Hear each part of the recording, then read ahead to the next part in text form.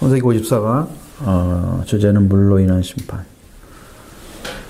성경 말씀 창세기 17장 17절로 20절을 같이 한번 읽어보겠습니다.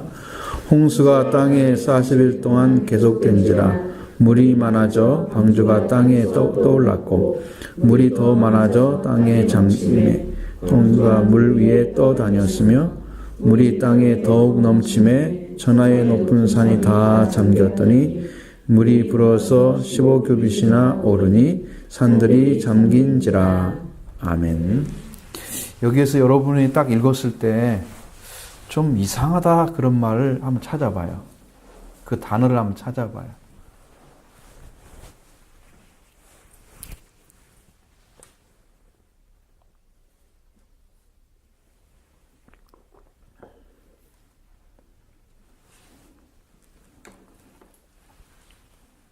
발견이 안 돼요?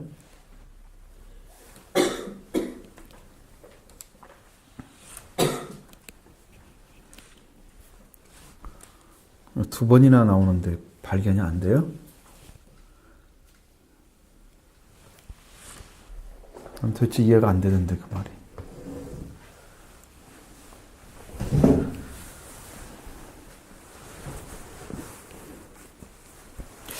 지금 읽었어도 몇 번 더 읽었을 텐데 발견이 안 되는군요. 땅에 물이 많아져서 땅에 넘쳤다고 그러잖아요. 어디로 갔을까요, 그 물이? 땅에 넘쳐버리면 땅 외로 나가야 되잖아요. 여러분, 넘친다는 말은 분명히 이렇게 꽉 찼단 말이 아니잖아요. 그렇죠? 꽉 차서 그것이 너무 많으니까 밖으로 흘러나오는, 그게 넘치는 거죠. 그러니까 이 말이 적합한 말이 아니다는 뜻이에요. 땅에 물이 넘쳐가지고 어디 갔다는 말이 없어요. 근데 우리 말과 이 성경이 이 말씀하고 맞는 것 같아요? 넘친다는 말은 여러분 그냥 이해가 돼요? 어떻게 넘쳤을까? 그 생각을 한번 해본 적이 없죠.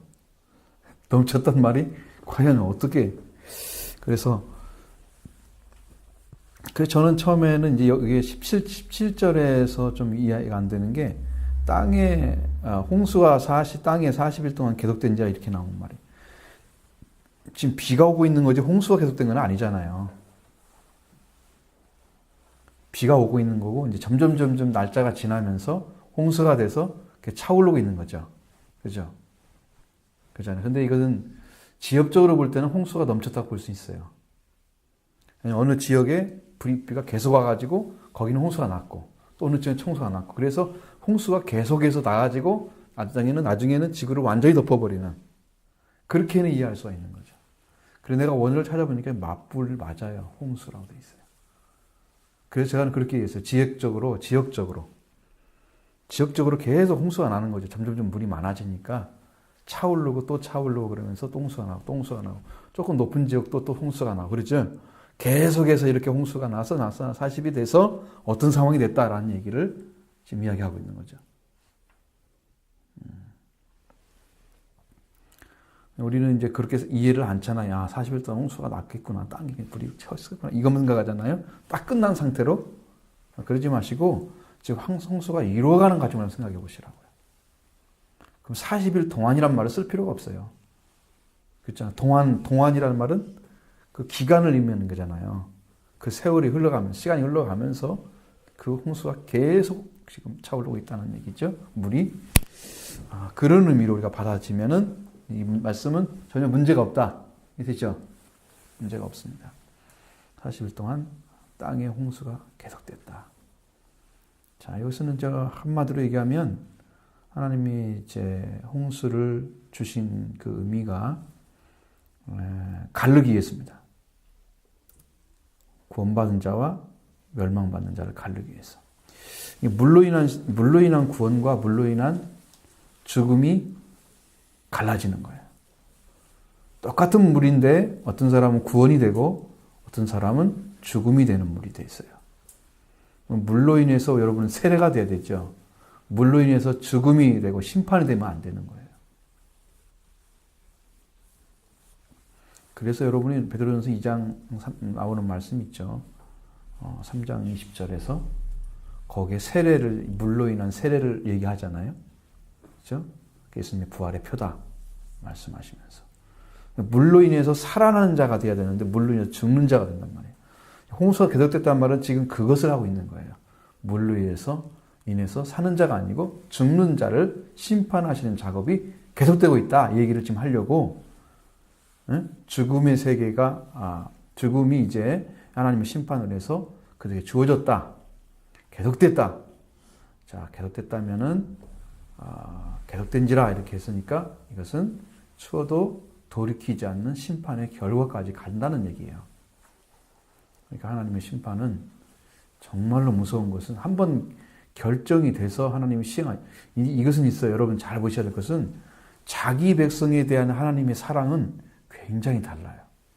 이스라엘 백성에게 나타나는 하나님의 사랑은 정말로 멸망시켜야겠다 할 때도 어떤 모세의 기도나 다니엘의 기도나 어떤 기도를 통해서 하나님이 마음을 돌이켜서 다시 그들을 사랑하는 관계로 들어가도록 하는 그런 일들을 할 때 거기에 하나님이 동의하시고 이제 죽지는 않게 하시고 멸망을 안 주시고 그런 일을 하신단 말이에요.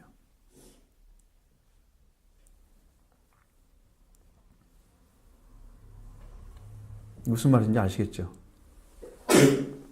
그러니까 이것은 그렇게 하나님은 유예를 하시는 때가 있는데 유예가 되기도 하고 때로는 이제 그 자체가 없어지죠. 아예 그냥 그 심판이 제거되고 없어지고 하나님이 심판을 주지 않으시는 그런 때가 있죠. 근데 여기는 계속됐다는 말 속에 이미 심판은 시행되고 끝 날 때까지 시행해 버리신 것을 의미하고 있는 거예요. 계속해서 성경은 여기에서 구원받을 자와 구원받지 못한 자의 그 관계 안에서 지금 여기에 이제 물이 많아져서 방주가 떠올랐다고 그랬잖아요. 자, 물속에 잠긴 자들과 방주에 있는 자들이 분명히 갈라지잖아요. 그죠? 방주가 떠올랐으니까 방주 안에 들은 사람들은 물 안에 들어가지 않았습니다. 죽지 않아요.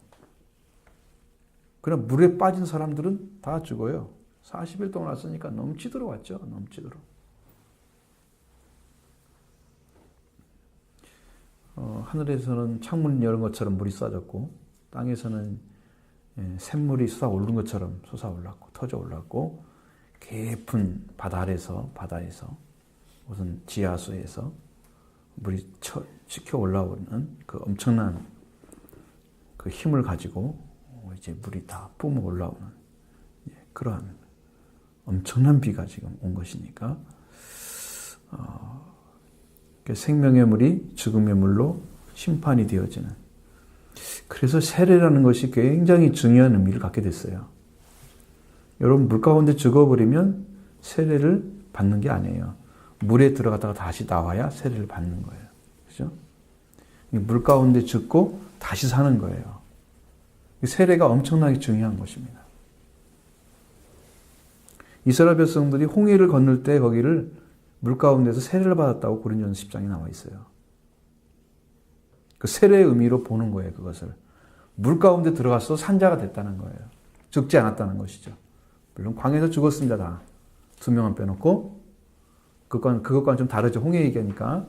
홍해에 멸망받은 자들은 하나님의 백성들을 괴롭히고 고통을 주는. 그들이 더 이상 이제 괴롭혀야 될 대상이 아닌 그 백성들을 그렇게 했기 때문에 그 문제가 생긴 거고, 그냥 물 가운데 멸망받은 자들이고, 그러나 그 백성들은 물 가운데 갔을지라도 멸망하잖아요. 그러니까 거기서는 구름과 물과 구름으로 의해서 세례를 받았다고 말씀하고 있어요. 참 엄청난 의미를 던져주고 있는 거예요.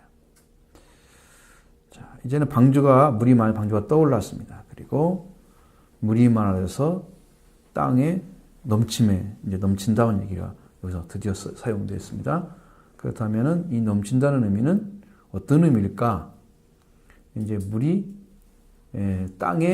땅이 물과 함께 같은 위치에 있게 되면 방주가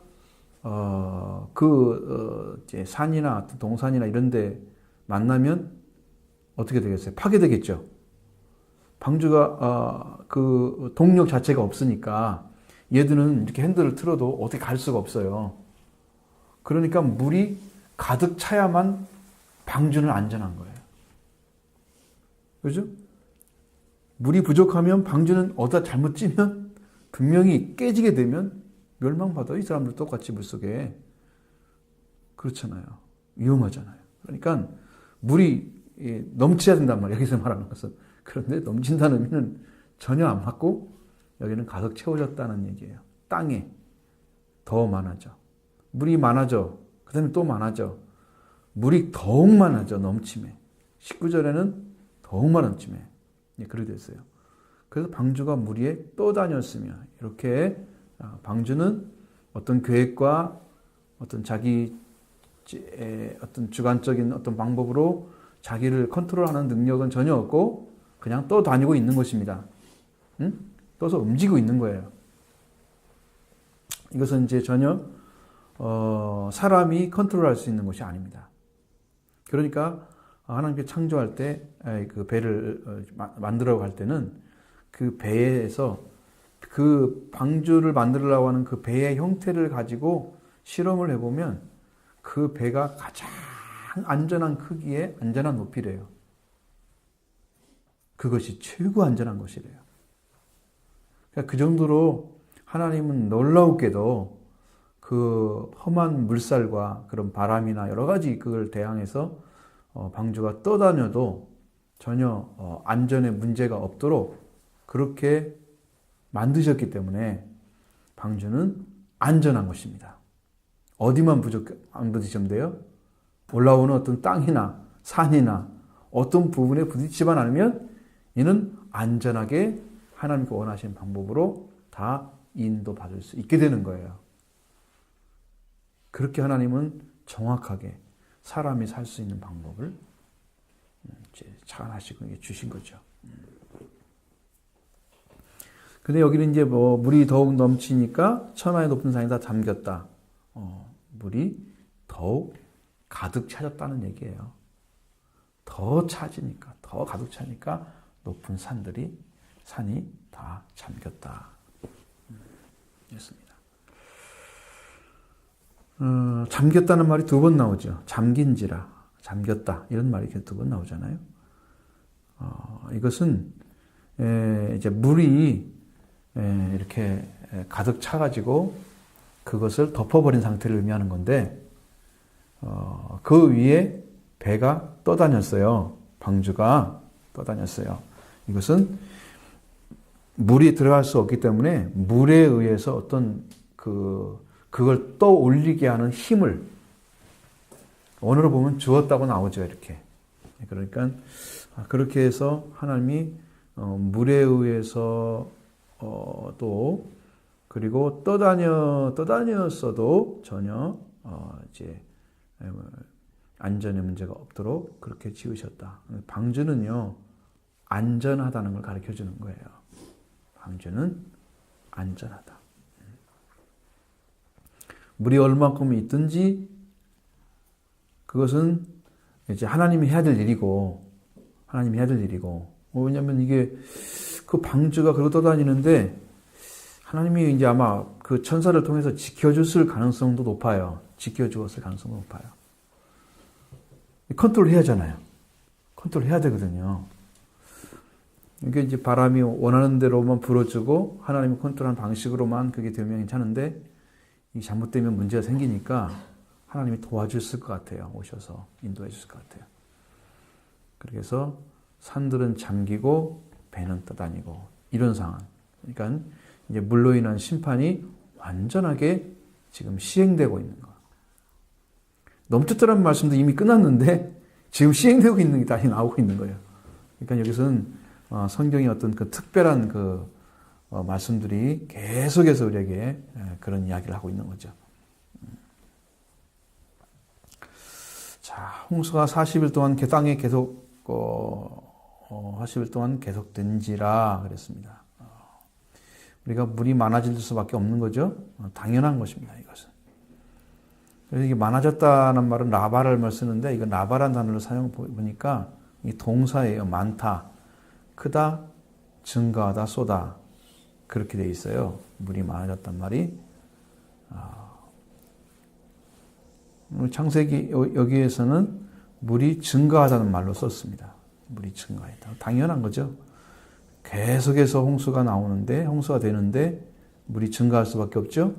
물의 양이 엄청나게 많아지고 그 많아진 물로 인해서 심판이 시행되고 있다는 것을 보여주는 것입니다. 자, 그러면 하나님의 심판의 도구로 사용된 물이 오늘날 우리에게는 어떤 의미를 가지고 있을까요? 여러분들은 지금 물이 엄청나게 많잖아요. 엄청나게 많아요. 그게 물이 많다고 하는 것은 오늘날에는 인간의 말을 의미하는 거예요. 인간의 말. 여러분 홍수 속에서 인간의 말의 홍수 속에서 하나님의 말씀으로 떠있는 배들이 떠있는 그런 사람들이 별로 없어요. 그 인간의 말과 함께 살아요. 내가 구분되어서 살 수 있는 구분되어져서 살 수 있는 그런 능력을 우리가 말씀으로 얻어내지 못하면 그 말씀이 나를 구별시켜서 거룩한 자리에 올리도록 이렇게 내가 그걸 붙들거나 믿음으로 이렇게 나가지 못해요. 그게 굉장히 어렵거든요. 그러니까 이게 하나님 말씀과 인간의 말이 완전히 구분돼 버리면 여러분 안에 구분이 돼서 딱 서 있으면 말씀이 여러분을 인도하도록 그렇게 하십니다. 성령께서. 이게 이제 여러분이 하나님 앞에 더 나가야 될 의미가 바로 거기 있는 거예요. 더 가까이 가야 될 의미가 거기 있는 거예요. 더 가까이. 더 가까이 정말 그 말씀에 따라서 더 온전하게 그 세상의 어떤 그 생각과 어떤 말들에 의해서 우리가 이제 가져가는 그 멸망의 것이 아니고 하나님 것으로 들어가기 위해서 하나님의 말씀이 우리한테 그렇게 구분되어 있어야 돼요. 그것이 어렵다는 거죠. 신앙생활에서 여러분이 거기 단계를 한 단계씩만 더 올라가면 되는데 그 단계에 들어간 사람들이 굉장히 적어요. 결국은 이제 쭉 우리가 성경을 읽고 말씀을 이렇게 보면서 준비해보면 결론이 나와요. 어떤 사람이 정말 성령 받을 수 있는 사람인지, 지금 어떤 길로 갔기 때문에 이 사람이 성령 받았는지가 나와요. 길을 지금 걷고 있는 사람이 있고 안 걷고 있는 사람이 있어요. 예수님의 은혜를, 주님의 그 보혈의 피를 받을 수 있는 사람이 있고 그냥 안 받고 하는 사람이 있어요. 근데 그 길을 자기가 걷고 있는 걸 잘 몰라요. 오늘도 저는 목사님하고 대화를 한 중에 제가 하나 깨달은 게 뭐냐면 어떤 사람은 똑같은 진리를 계속 똑같이 들었습니다. 그런데 이 사람은 정말 거짓없이 믿어가지고 자기도 모르는 사이에 그 오순절로 가고 있었어요. 영적으로. 하나님께서 어느 날 은혜를 딱 부어주시죠. 근데 그 목사님은 10년 걸렸다고 그래요. 나한테 보니까 오순절까지 가는 거예요. 이제 6월절에 왔는데 6월절을 다 은혜 경험하고 그냥 그걸 다 입었는데 그 다음에 오순절로 가는 시간이 10년이 걸렸답니다.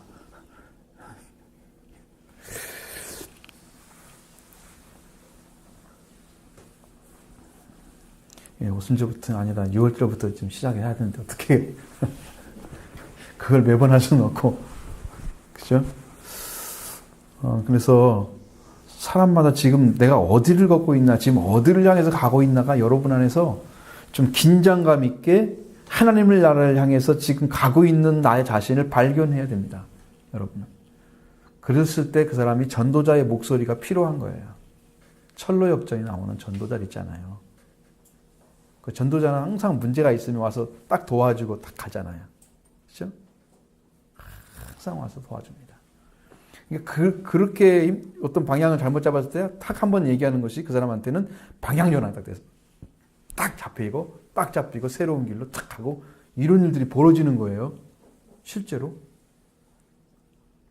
근데 그 길로 안 걸은 사람들한테는 이게 컨트롤 자체가 안 돼요. 이제 들은 말씀이 여러분에게 힘이나 능력으로 다가오지 못한다는 얘기죠. 동일한 말씀인데, 내가 지금 어디를 걷고 있는가를 아는 사람은 지금 그 말씀으로 내가 어떻게 가야 되겠구나, 그것이 지금 마음에 잡히기 때문에 내가 힘써 기도하지 않을 수가 없는 거예요. 이걸 찾아내지 않으면 안 된다는 것을 알아요.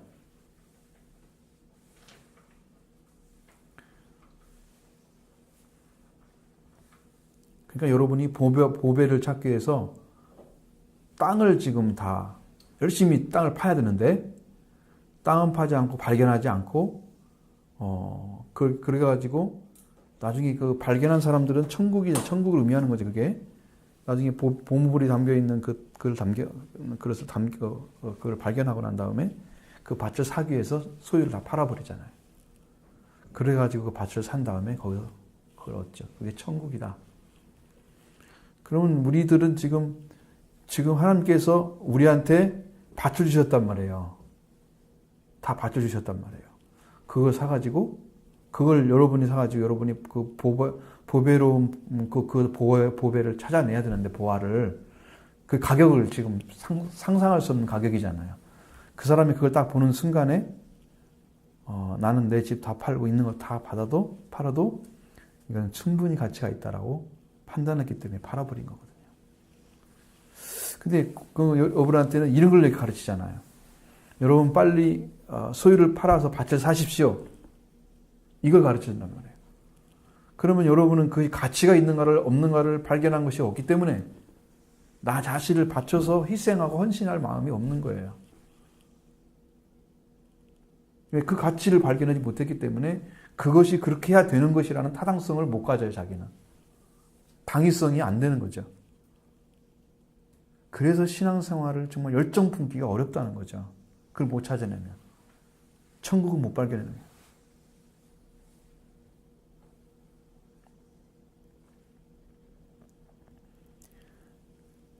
우리가 지금 달려가는 길이 어디쯤 왔는가를 내가 살펴보게 되면, 알게 되면 나는 정말 열정을 품고 달려가겠구나. 이거 아니면 다른 길이 없구나. 근데 여러분이 이거잖아요.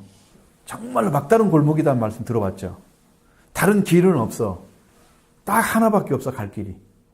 그때는 어떻게 할 거예요? 그 길밖에 갈 데가 없잖아요. 주님이 어떤 방법으로 여러분을 구원시켜도 그 길을 통과해서 갈 수밖에 없다 그러면 그 길은 누구나 가야 될 길이잖아요. 그죠? 다른 길이 없다면. 근데 어떤 사람은 그 길을 걸어가고 어떤 사람은 그 길을 안 걸어가고. 그러면 어떤 차이가 있을까? 그 사람과 이 사람 차이가. 저한테 깨달아진 것은 오늘 또 대화 중에서 생각을 했는데, 뭐냐면 예수님이 이런 얘기를 해요. 제자들과 말씀하는데, 유대인들이 자꾸 이제 도전을 하니까 아버지께 배운 사람들은 나에게 온다고 그래요. 그게 기록되어 있는 거예요. 아버지께 말씀을 배운 사람들은 나에게 오게 돼 있다는 게 성경의 기록을 가지고 있으면 말씀하세요. 유대인들이 왜 예수님께 안 오느냐? 왜 도전만 하고 계속 예수님만 싸우느냐? 그것은 아버지께 배우지 않았기 때문이라는 거예요. 그럼 하나님께 배운 자들은 예수님께 오게 돼 있다는 거예요. 이건 뭐냐면 구약의 율법이나 아니면 창조에 관련된 것들, 그 근원적인 진리를 알고 있는 사람은 예수 그리스도 와서 탁 말씀하시면 그냥 알 수가 있어요. 그 진리를 가지고 있는 사람들은. 근데 이 사람들은 그 하나님이 주신 진리가 자기들 안에 없었던 거예요. 그러니까 말씀으로 살려고 어떻게 발버둥 치지도 않고 찾지도 않고 그냥 있는 생활 가운데서 뭐 지키는 방식, 율법을 지킨다면, 뭐 안식일을 지킨다면 정말 촛불도 불도 켜지 않는 정도로 막 그렇게 밥도 다 준비해서 빵으로 먹으니 그 사람들은요, 다 준비해 놓고 그냥 아무것도 그런 것은 지킬 줄 안단 말이에요. 아주 기록된 근본적인 것들은.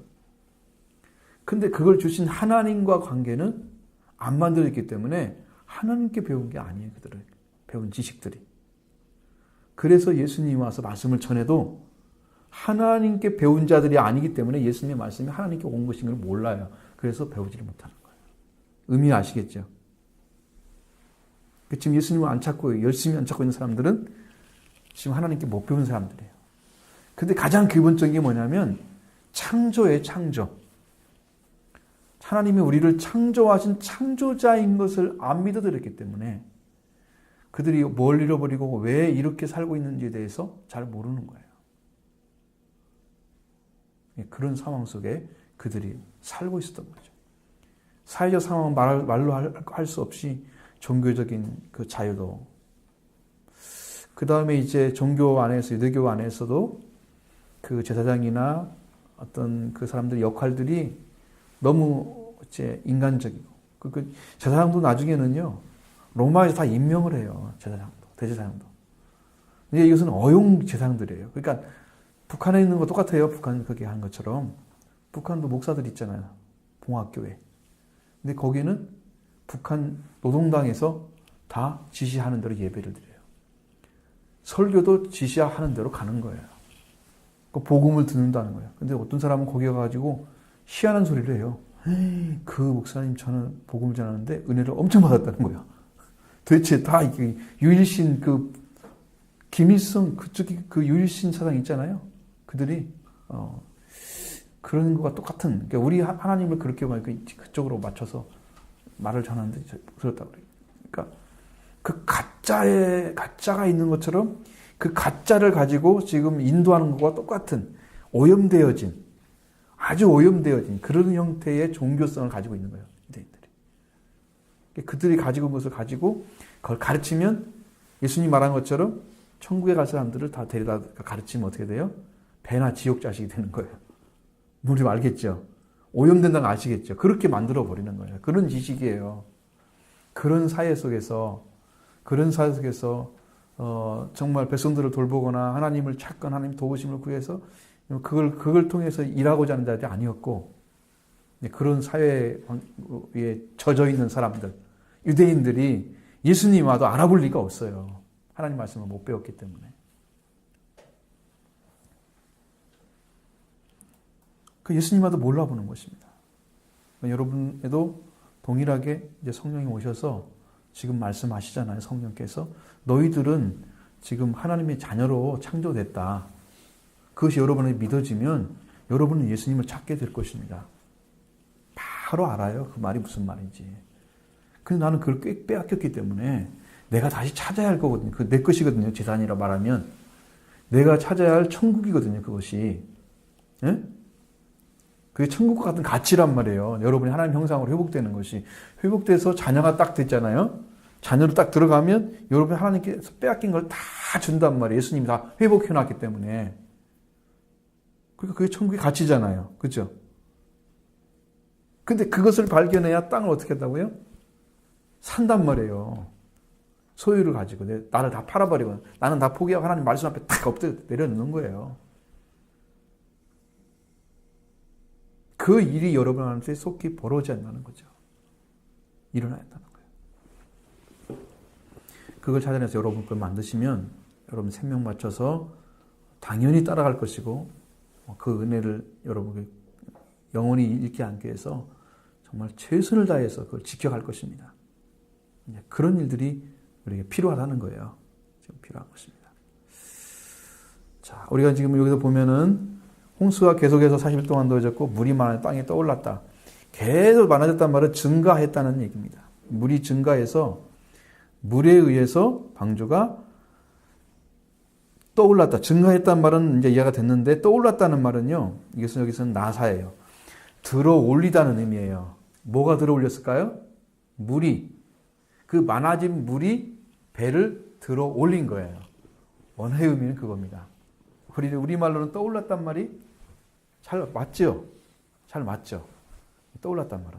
이렇게 있었는데 자기 스스로 올라온 건 아니고 어디서 떠받쳐가지고 올라온 거죠. 그렇죠? 잘 맞습니다. 물이. 그래서 구약 성경에서 이 이 단어가, 이 라사란 단어가 이제 많이 쓰이고 있습니다.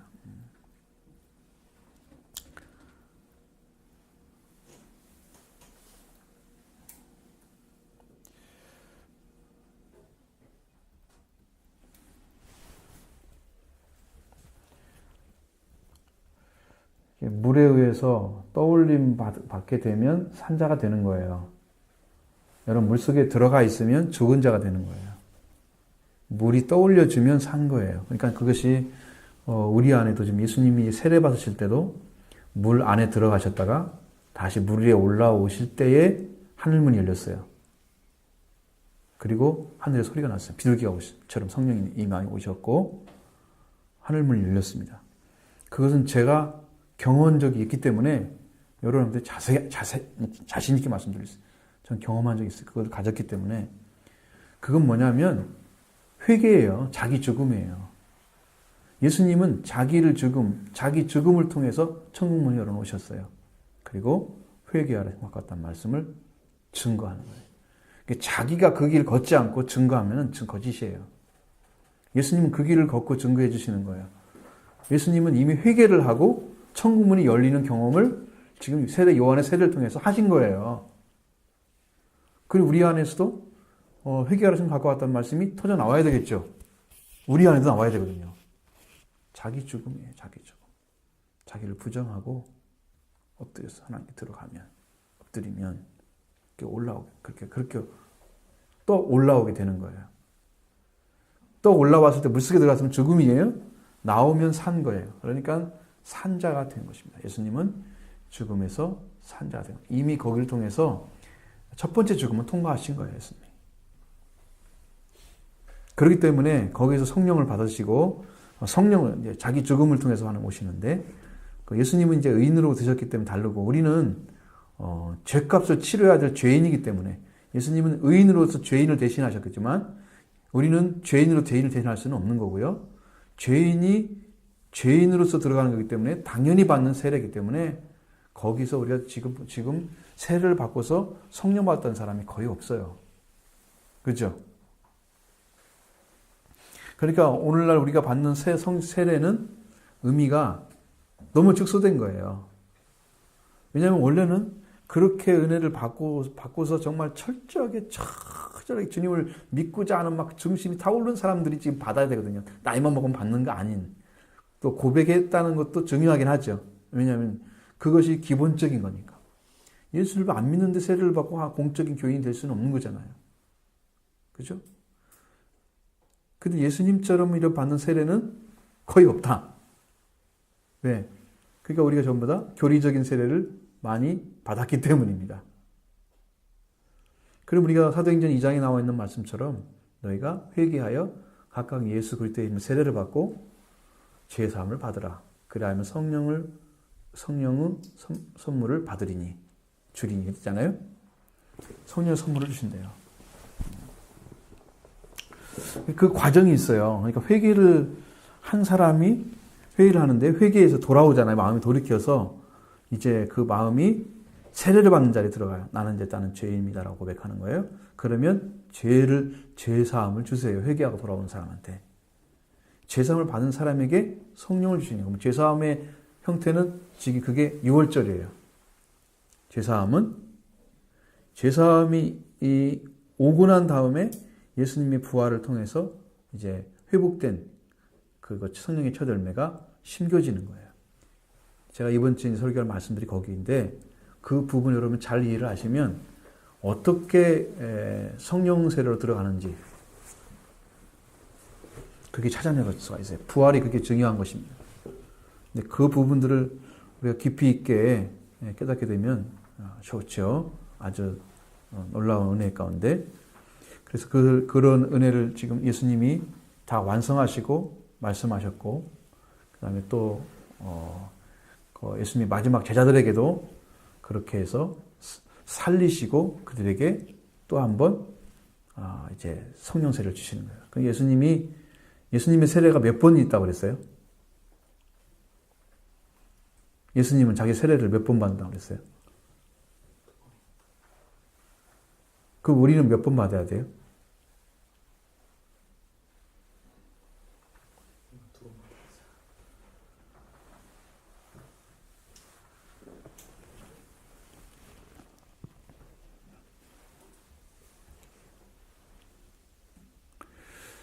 예수님의 세례는 첫 번째는 이제 물 세례 받은 것이 세례예요. 두 번째 세례는 죽음을 말하는 거예요.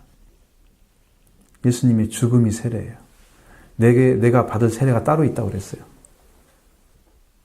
내가 받을 세례가 따로 있다고 그랬기 때문에 그 받을 세례가 또 뭘까? 이미 세례 요한의 세례를 받고 지금 사역하고 있는 중이기 때문에 세례 요한 세례를 말할 이유는 없어요, 전혀. 세례 지금 받고 공생애 가운데 말씀하시는 거예요. 그죠?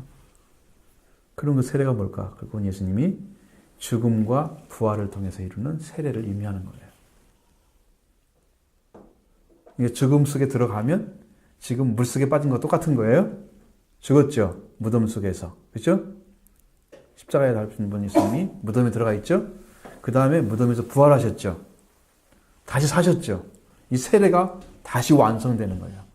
그 세례를 통해서 뭘 주느냐? 우리 안에서 여러분들이 가져야 할 것은, 자, 그러잖아요. 세례에 대해서 말할 때는 로마서 6장에 나오는 말씀을 보셔야 되는데, 그 세례는 어떤 세례입니까? 거기는 예수님과 함께 죽고 예수님과 함께 사는 세례를 말씀하고 있는 거예요. 그렇죠? 그러니까 우리도 물세례를 받죠? 그러니까 이제 십자가의 세례를 받죠? 그 다음에 성령 세례를 받는 거예요. 예수님은 2번만 받으면 되지만 우리는 3번 받아야 됩니다. 근데 신학에서는 2번만 받게 나와 있어요. 그것이 이제 그 세례를, 예수님의 죽음과 부활의 세례를 모르는 거죠. 그래서 여러분은 지금 물세례는 다 받으셨잖아요. 그죠? 그럼 무슨 세례 받을 차례예요? 십자가의 세례를 받으실 차례예요. 그럼 예수님과 함께 죽고 부활하는 자기 죽음이 있었을 때, 그때야 완전히 깨지면서 그 다음에 예수 부활하신 예수 그리스도로 인해서 이제 오순절로 가는 성령 세례로 들어가요. 근데 예수님이 죽으신과 부활의 세례를 받은 사람이, 물세례는 진작에 받고 오래전에 받고, 그 다음에 이제 그 예수님이 죽으신과 부활의 세례를 받은 사람이 성령 세례로 완전히 들어갈 그 시간까지 가는 시간이 많이 걸리다는 얘기예요.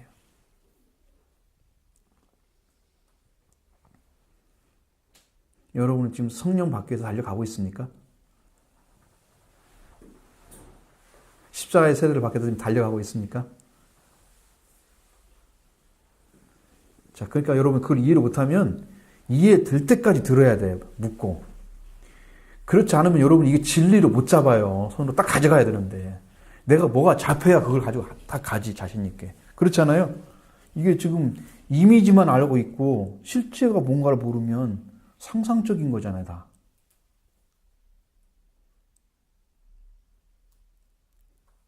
그래서 참 이게 신앙이라는 게 그렇게 어려운 거다. 그게 떠오른다는 의미가 이제 영적인 의미에서 그렇게 말씀드린 거예요. 떠오른다는 거. 물속에 들어가 있으면 안 됩니다. 떠올라야 됩니다. 우리는 죽음 속에 들어가 있으면 안 돼요. 물에 들어간다면 다 죽었습니다, 지금. 그렇죠? 40일 동안 왔으니 안 죽을 수가 있어요? 다 죽었죠? 뭐 거기에 들어간 지 몇 시간만 죽겠어요?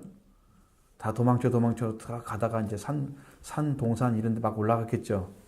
더 높은 데로 도망가겠죠? 계속 비가 오니까. 안 죽으려고. 결국은 산 꼭대기에 올라갔는데 그거 다 차버렸어. 다 차버렸어. 더 이상 이제 땅을 기대할 수가 없어. 기대할 수가 없습니다. 만약에 여러분들이 예수님이 오실 때에 땅에 있으면 다 심판과 멸망받는 자들이에요. 예수님이 오실 때 우리가 어디에 올라간다고 그랬어요? 어디로 간다고 그랬어요? 예수님이 재림하실 때 우리는 공중에서 호련이출을 만날 거라고 그랬죠. 변화돼서. 그렇죠? 그러니까 우리는 공중에 있어야 심판의 대상이 안 되는 거예요. 휴거가 안 된 사람들은 다 심판의 대상이에요. 땅에서 있는 사람들은 다 심판의 대상이에요.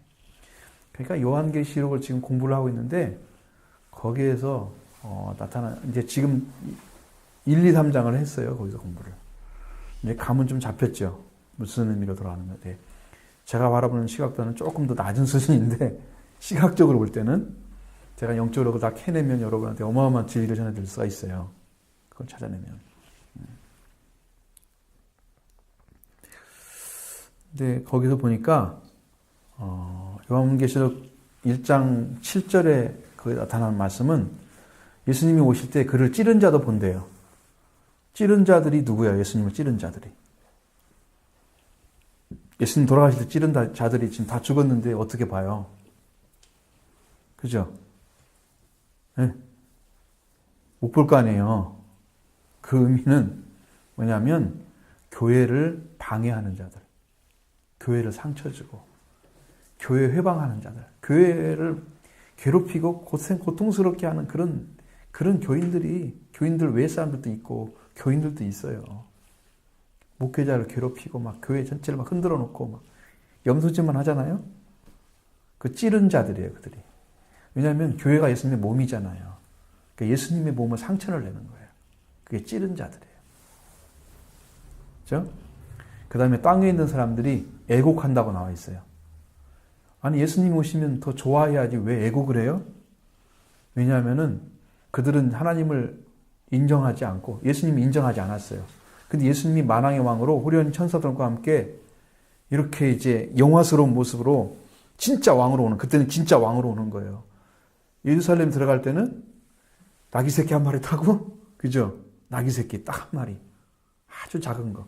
흔들흔들하는 거. 전혀 위용도 없고 힘도 하나도 없는, 정말로 힘이 없는 겸손한 왕으로 들어갔지만 그때 올 때는 진짜 왕으로 온단 말이에요. 위용을 가지고. 천사와 함께 구름을 타고. 이게 어마어마하게 강한 거거든요. 근데 그분이 진짜 아닌 줄 알았어, 자기들은. 근데 그분이 와서 딱 왔는데 알겠는 거야. 자기들이 이미 심판받는 자를. 그래서 땅에 애국이 일어나는 거예요. 땅 전체가 막 사람들이. 인류 전체가 막 통곡이 일어나는 거예요. 이제는 망했구나, 우리가. 그 땅에 있는 사람들은 망하는 거야. 예수님 오시면. 우리는 어떻게 해야 돼요? 올라가야 돼요. 공정원자죠. 막 천국을 향해서 달려가는 사람이 지금 옷 입고 달려가는 사람이 여러분들이 되셔야 된다고요. 힘차게 일어나서 예수님의 은혜를 받고 그 흰옷을 입고 하늘나라에서 지금 달려가야 돼요. 우리는 지금 준비된 자가 돼야 돼요. 이게 지금 기름 준비 안 하면 진짜 오셨을 때 그때는 아멘 주에서 오시옵소서 이 말을 못 하잖아요. 안 되거든요. 우리나라에 지금 그 어딘가요? 안산 아파트인가 어딘가요? 지진이 났던 데가. 우리나라 서해 일어났었잖아요. 5.1 지진. 바다 가운데 일어났잖아요. 가까웠어요, 한국하고. 어떤 사람은 막 흔들렸다 그래요. 대전 어디서는 흔들리고 그랬대요.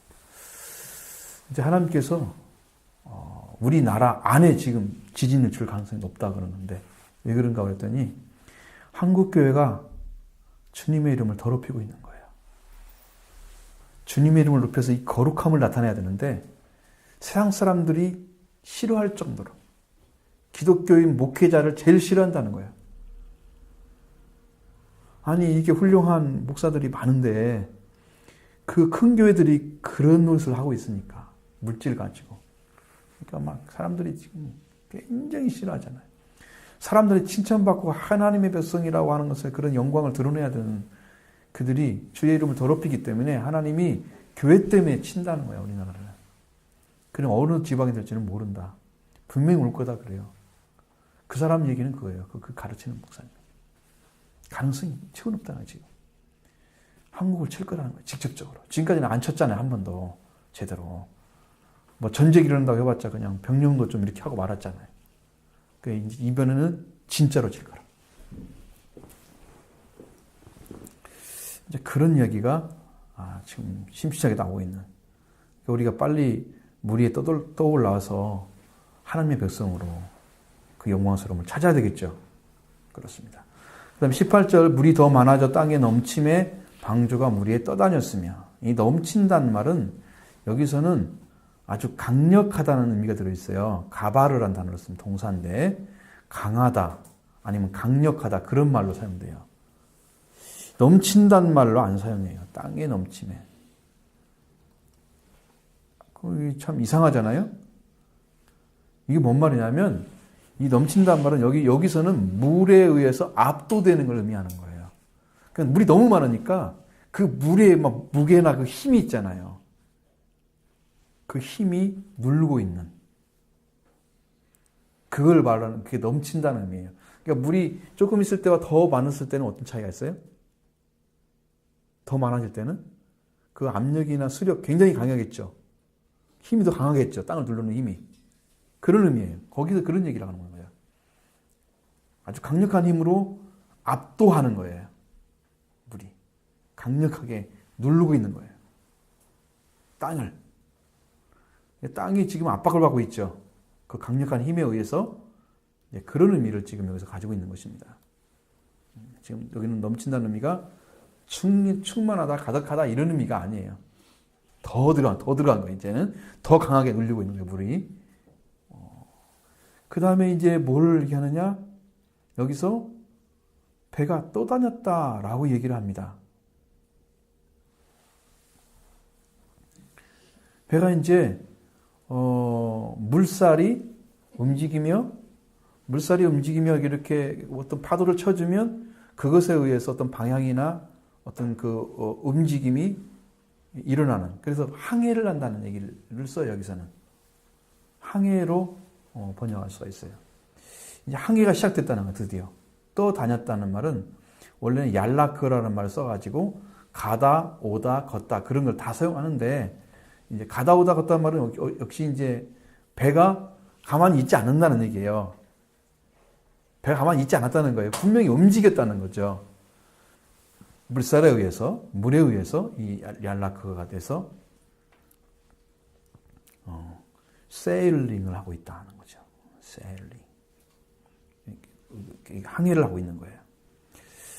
자, 여러분 이제 그 어떤 것도 자기를 지도할 수가 없는 그 세일링이 이루어지면 우리는 어떤 생각이 들어요? 자기의 의지에 의해서 움직이지 않는다면 여러분 대단히 불안하지 않나요? 내가 이렇게 생각하는데 이거와 상관없이 내가 스스로 이렇게 핸들을 틀 수가 없어. 조정을 할 수가 없어. 그래서 그 밖에 의해 움직이는 것에 의해서 내가 움직여야 돼, 나는. 나의 힘으로는 전혀 쓸 수가 없어. 손이 닿지가 않아, 힘이. 여러분, 그런 상태가 되면, 여러분, 그렇게 되면 우리의 굉장히 불안하죠. 어떻게 해야 되지? 이런 불안이 있을 거 아니에요. 근데 하나님께서 잘 차단하셨죠. 거의 보이지 않잖아요, 밖에. 창 3개 냈으니까, 거의 보이지 않으니까 그런 문제는 없었을 것 같아요. 그 불안함은. 오늘날처럼 배를 막 탁 나가서 봤을 때 이게 다 보이게 됐다면 얼마나 불안했어요. 물이 막 쫙 움직이는 게 다 보이고 막 시체도 떠다니는 거 보이고 막 그랬을 거 아니에요. 이게 지금 얼마나 뒤죽박죽이겠어요. 예? 그 상황들이 거의 이제 우리 눈으로 지금 이렇게 나에게 지금 슬라이드처럼 좀 보이는 거잖아요. 그리고 다 차단이 됐으니까 그것이 안 보이니까 안전하죠. 여러분은 죽음과 멸망받는 자들과 그런 관계에서 이미 떨어져서 하나님 나라를 향해서 달려가는 그런 백성으로서만 지금 있어야 이 세상 보면 두렵잖아요. 때로는 이상한 말 들려오면. 저는 지금 여기 말씀드릴 수는 없지만 이번에 여객선에 대해서 희한한 일들이 막 많이 들어와요. 이건 고의적인 것도 있는 것 같기도 하고 건지지 않는 것에 대해서 살 수 있는 사람들도 있었는데 그냥 지체하는 것 같기도 하고 막 이런 이야기들이 이게 전부 지어낸 얘기 같기도 하고 어떻게 보면 실제 같기도 하고 그런 느낌이 자꾸 드는 조작하는 경우 느낌도 들고 방송에서는 한 방송을 또 하고 그냥 그죠? 사실은 별로 의미가 없는 한 사람도 못 찾아내고 실제만 나오는데 그 방송 계속 할 이유가 없잖아요. 이게 이제 과거의 어떤 사건들을 덮기 위해서 만들어낸 그런 들이 있거든요. 그런 사람들은. 정치꾼들이 하는 짓들은. 그런 것들이 자꾸 보이니까 가슴이 너무 아프죠. 자기들 살기 위해서 다른 사람을 죽이는 이제 그런 일들을 하고 있는 것입니다. 그렇게 해서 이제 자기 의지와 상관없이 배가 지금 항해가 되어지는데 그것은 하나님의 도우심이 반드시 있어야 된다는 거예요. 어떻게든지 간에 그 배는 넘어지지 않도록 만드셨지만 아무도 모르잖아요. 어떤 상황이 될지는. 왜냐면 여러분 생각해 보세요. 그러니까 우리가 지금 바다만 봐도 물이 많잖아요. 그 깊은 바다에 가면 파도가 훨씬 높잖아요. 그죠? 훨씬 높거든요. 근데 바다가 물이 가득 차게 되면 그 조금 움직임이 다 전달되잖아요. 옆으로. 그래서 더 큰 힘이 만들어지는 거거든요. 지구는 계속 돌고 있잖아요. 똑같이. 달도 주위를 돌고 있잖아요. 그러면 그 일에 의해서 그 물들이, 많은 물들이 속에서 막 움직일 텐데 그 움직이는 물에 의해서 겉에는 파도가 엄청나게 칠 거란 말이죠. 그러면 이게 해일 수준이 아니 더 높은 것도 나올 수가 있거든요. 근데 거기 보니까 30m 정도 해일이 나도 안전하게 만들었다 그래요. 그 배가. 그 정도로. 놀랍죠? 놀랍잖아요. 어떻게 지금 상상도 못하는 일이 하나님에 의해서 만들어졌다는 얘기죠. 20m는 물론 100% 안전하고, 거기에 이제 제가 들어보니까 이제 그렇게 돼 있고, 얼마나 놀라운지 몰라요. 그래서, 그런데 이제 여기서 19절에 물이 땅에 더욱 넘침에, 여기 넘쳤다고 하는 말을 똑같은 말이에요, 그것은. 그 천하의 높은 산이 다 잠겼다. 배가 떠다니는데 이제 그 배를 상처낼 수 있는 어떤 것들은 다 사라졌죠. 사라졌습니다. 더 많은 물들이 그를 덮게 됐다. 더 물이 덮게 됐다. 더 높은 물이 더 많아졌다. 산들이 덮였다. 이제 물로 덮여버린 것을 말하는 거예요. 이제 이 단어 덮였다는 말이 카사라는 단어입니다. 덮다, 가리다 그런 말입니다. 이것이 이 단어가 속죄소에 쓰이는 단어와 같은 것입니다. 덮어버린 거예요. 그럼 오늘날 우리가 예수님의 은혜를 구원을 받는 것은요, 예수님의 피로 말미암아 우리 죄가 덮어지기 때문에 용서를 받는 것입니다. 우리 죄가 예수님의 피에 의해서 보이지 않게 만들어버려요. 제거해버려요. 그 예수님의 보혈이 우리를 그렇게 만드신다. 놀라운 축복이죠. 그런 의미가 여기 이제 같은 의미로 포함되어 있는 거죠.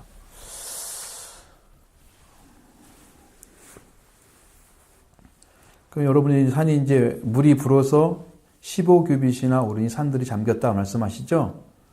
물이 불어서 15규빗. 15규빗이라는 것은 한 규빗은 규빗이라는 말이 이제 원래 큐비트라고 하는 말을 씁니다. 큐빗. 근데 여기는 이거 얼마큼 되느냐 보니까 15규빗은 원래 이제 한 규빗이 45cm 정도 돼요. 45.6인가 그렇게 나오거든요. 여기다가 이걸 찾아보니까 이제 675cm 정도예요. 175cm. 그러면 이 정도 높이의 가장 높은 산에 그 정도 올라가 버리면 어떤 동물들도 기린도 아마 거의 목이 잠길 거예요. 어떤 큰 동물이나 어떤 것도 절대로 살 수가 없는 정도로 완전하게 채워져 버리는 물이. 산 위를. 다시는 생명체가, 이 땅에 있는 생명체가 살 수가 없는 그 정도의 높이입니다, 이것이. 하나님 철저하시죠? 조금만 해도 다 죽을 텐데, 철저하시죠? 이 정도 높이까지, 15규빗까지 다 채워버렸다 하는 것입니다. 원래는요, 이것이 팔꿈치부터 해가지고 이 중지까지 길이를 의미하는 거였어요. 그런데 이것이 규빗이라는 것이 두 가지로 쓰이고 있습니다. 하나는 더 긴 규빗이 있어요. 21인치 정도 되는 규빗이 있고 한 18인치 정도는 규빗이 떠 있어요. 두 가지를 써요. 근데 되게 짧은 걸 씁니다. 18인치짜리로. 그 규빗이 맞아요. 그 규빗을 이스라엘도 썼습니다.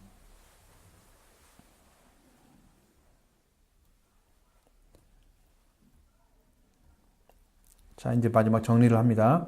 여기 보면은 홍수로 인해서 어떤 일이 벌어졌습니까? 홍수에서 벌어진 것은 뭐예요? 자, 첫 번째, 그 홍수로 인해서 뭐가 갈라졌습니까? 네?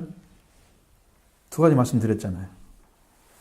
하나는 구원이 이루어졌고, 하나는 멸망이 이루어졌습니다. 딱 나눠졌죠. 그렇습니다.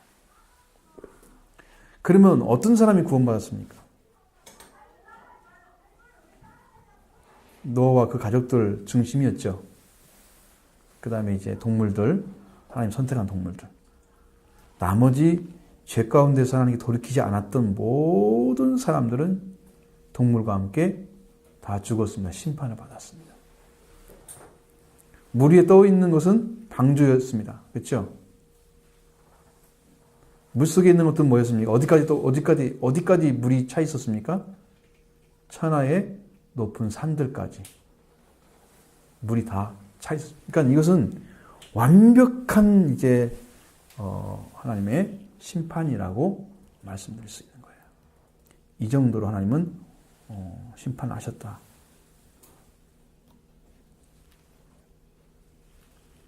하나님의 심판을 두려워해야 됩니다.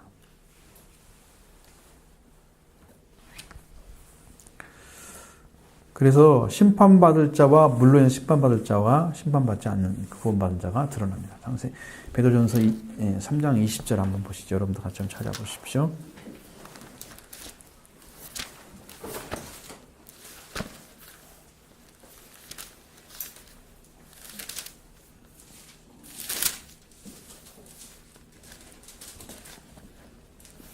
입절 밑에 부분에 한번 다 같이 읽어볼까요? 그들은 전에 노아의 날 방주 준비할 동안 하나님이 오래 참고 기다리실 때에 복종하지 아니하는 자들이라. 방주에서 물로 말미암아 구원을 받은 자가 몇 명 보느니 겨우 8명이라. 자, 방주에서 물로 말미암아 구원받은 자가 물로 말미암아 구원받았죠? 그렇습니다. 그러니까 얼마나 중요한지 알죠? 물의 역할이. 물이 구원과 심판을 나눠버렸다는 거예요.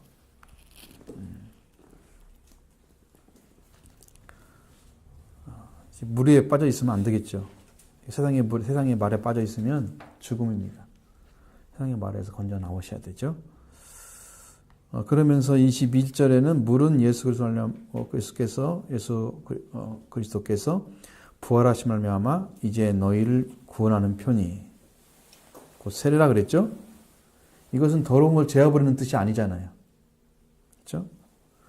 하나님을 향한 선한 양심의 강군이라 이렇게까지 나왔어요. 뭐가 부활된다는 거예요? 씻는 것이 아니죠. 양심이 하나님을 향해 살아가는 거예요. 양심이. 우리 어린이학교 때 배웠잖아요. 우리 예수님이 그 가늠한 여인을 다룰 때 어떻게 했어요? 말씀을 안 다뤘죠. 양심을 다뤘잖아. 양심을. 너희 중에 죄 없는 자가 먼저 돌로 치라. 양심의 얘기를 하셨잖아요. 그래서 다툼이 없이 그 여인을 구할 수가 있었어요. 만약에 말씀을 가지고 죄를 사하네 못 사네 이런 얘기를 했으면 그들이 또 얼마나 또 시비를 걸었을 거예요. 대장들, 서기관들 이런 사람들이. 그죠? 그러니까 양심이. 그러니까 그들은 그 양심에 의해서 자신은 죄인인 걸 알았지만 구원받을 대상으로 두지 않았다는 거죠. 여기는 예수 그리스도로 말미암아 살아난 자들이 양심이 부활된 거예요. 선한 양심이 하나님을 향해서 간구하는 자까지 되는 거예요. 선한 양심이 부활돼야 돼요, 여러분. 그러니까 우리가 사는 삶이, 그러니까 어떤 삶이 이루어질까요? 그 부활이 이루어지면 물로 말미암아서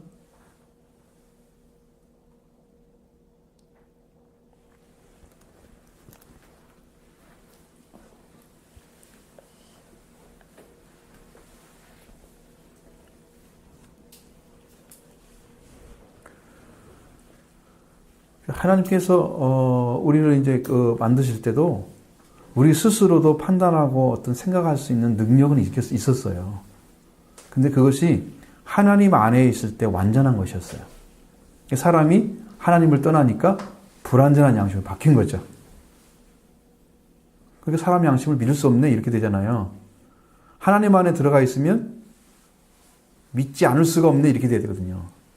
근데 믿는 사람들이 이렇게 선한 양심의 강구할 정도로 이렇게 부활되지 않았기 때문에 예수님 통해서 이 세례가 없기 때문에 많은 사람들에게 욕을 먹고 있는 거예요. 믿는 사람이 더해 뭐 이런 거 있잖아요. 제가 믿는 사람 맞아? 이렇게 말했던 거. 그러니까 이것이 살아나지 않으면 그냥 자기가 예수 믿는 흔적만 가지고 있는 거지 실제 삶에서는 하나님의 영광을 못 드러내고 있어요. 빛이 못 되는 거예요. 영광을 드러내는 빛이 못 되는 거예요. 그럼 이것이 살아나야 돼, 양심이요. 선한 양심. 자, 하나님이 하시는 일입니다. 하나님은 물을 통해서 이제 물을 심판을 도구로 사용하시죠. 하나님의 목적을 이루기 위해서 물로 심판하신 일을 행하고 계시는데 하나님의 목적은 하나님을 닮은 사람이 이제 그 심판을 통해서 하나님을 닮은 사람이 태어나서 이 땅에 가득 채워지기를 원하는 거예요. 그러면 죄인들이 죽인 거죠. 죄인들을 그래 제거한 것입니다. 그런데 이렇게 해서 그 물로 인해서 심판을 받은 다음에 심판에서 남은 자들이 복을 받은 거예요. 그들의 후손이 인류를 다시 번성하게 만들었습니다.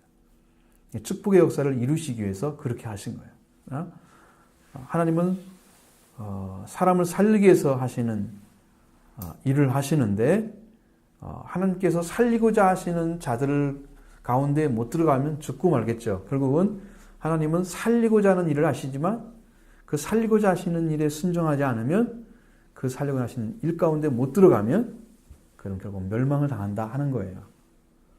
그 중에 교회에서는 사도를 세우고 구약 선지자는 구약에서는 선지자를 세웠어요. 하나님의 말씀을 주어서 생명을 살릴 일을 했어요. 초대교회는 다 사도에서 세워진 거잖아요. 목사가 아니었어요, 그들은.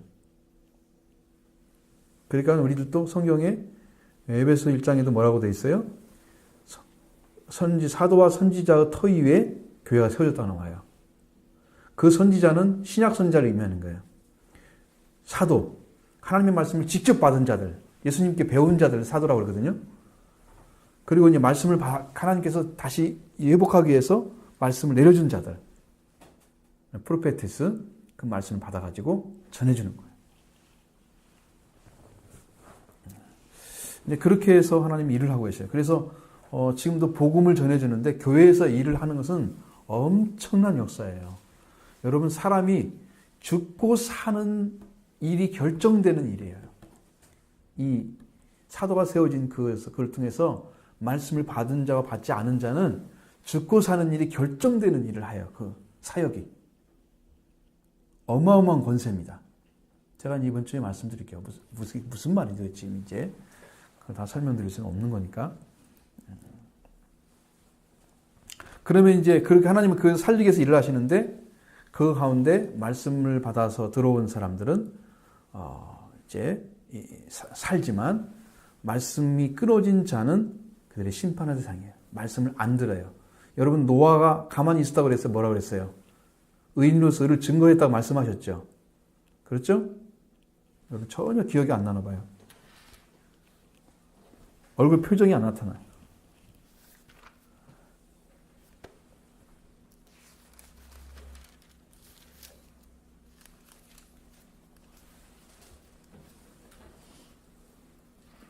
베드로후서 2장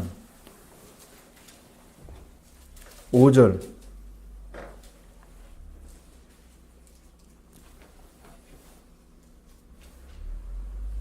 같이 봐요. 이에 세상을 용서하지 아니하시고 오직 의를 전파하는 노아와 그 7 식구를 보존하시고 경건하지 아니한 자들을 세상에 홍수를 내리셨습니다.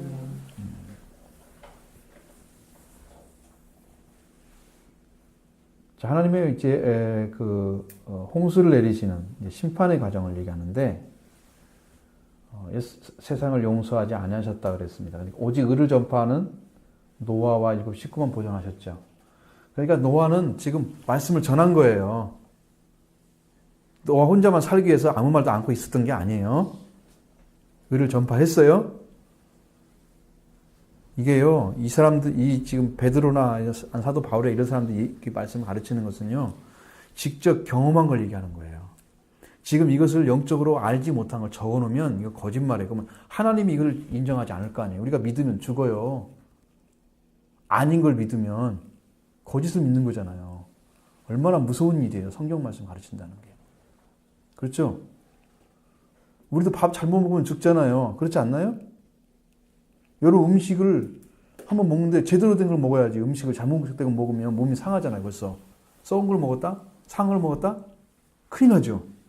그런데 독이 되는 걸 먹겠다? 그건 죽는 거잖아요. 영도 마찬가지예요. 그러니까 이게 이 베드로가 지금 고백하는 것은 이 말씀은 하나님께 받은 거예요. 직접 이해가 된 거야. 확실하게. 알아진 거기 때문에 여러분 그대로 믿어야 돼요. 노아는 직접 가서 의를 전파하는 노아라고 그랬어요.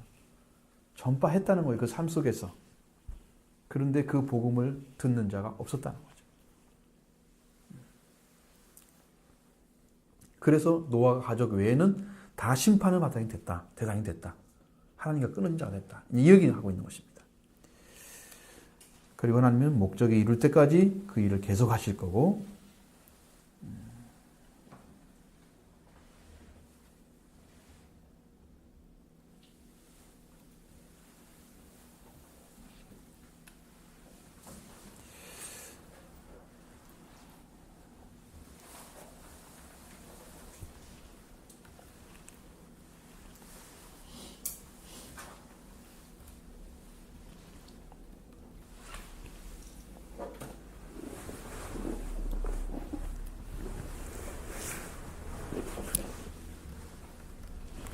자, 이제, 여러분들 이제 그 결론을 내려야죠.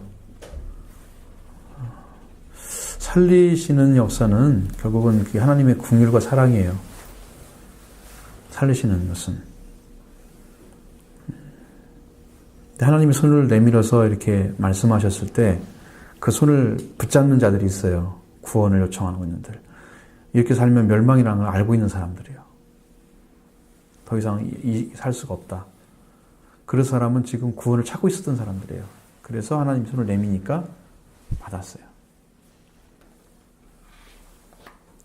에녹도 이제 그렇게 살다가 죽었고요.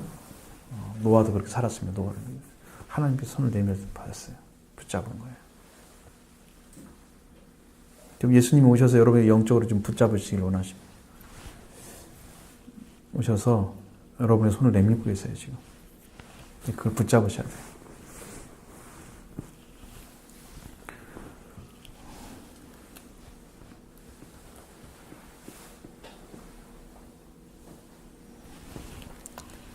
자, 여러분 말씀 하시고요.